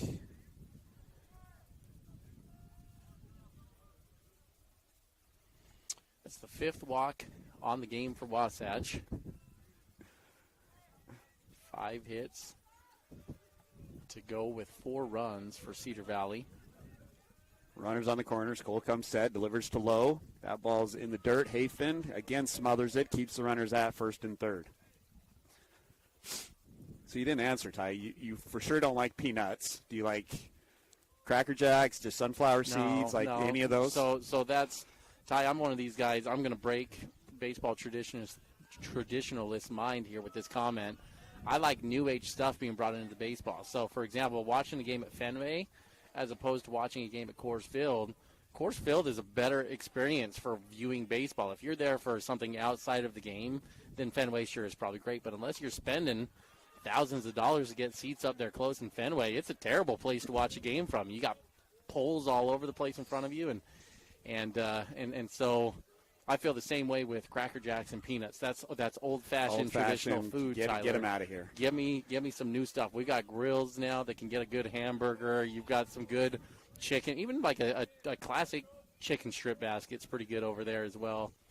3-1 the count, 3 straight balls, but then comes back with a fastball for a strike here to the leadoff hitter Lowe. Runners on the corners. The 3-1 swung on at right field. This one's going to stay fair. Tad coming over, makes the nice play right on the right field line, and Wasatch will get out of the inning. 1 run on no hits. Couple of errors in the inning, and 2 are left on base. They did just call ball game, Tyler, so that is your time limit, and that will conclude the game. Wasatch wins 12-4 over Cedar Valley. We'll go ahead and take a break. We'll have your Timberline Ace Hardware postgame show after this. Heber City Point S is locally owned and operated by Larry Rhodes and Brad Hyatt. They offer the best brand tires at low prices with extensive knowledge and experience of repair and services with no-pressure sales. Only what you need. They've been taking care of cars, trucks, and trailers for over 20 years.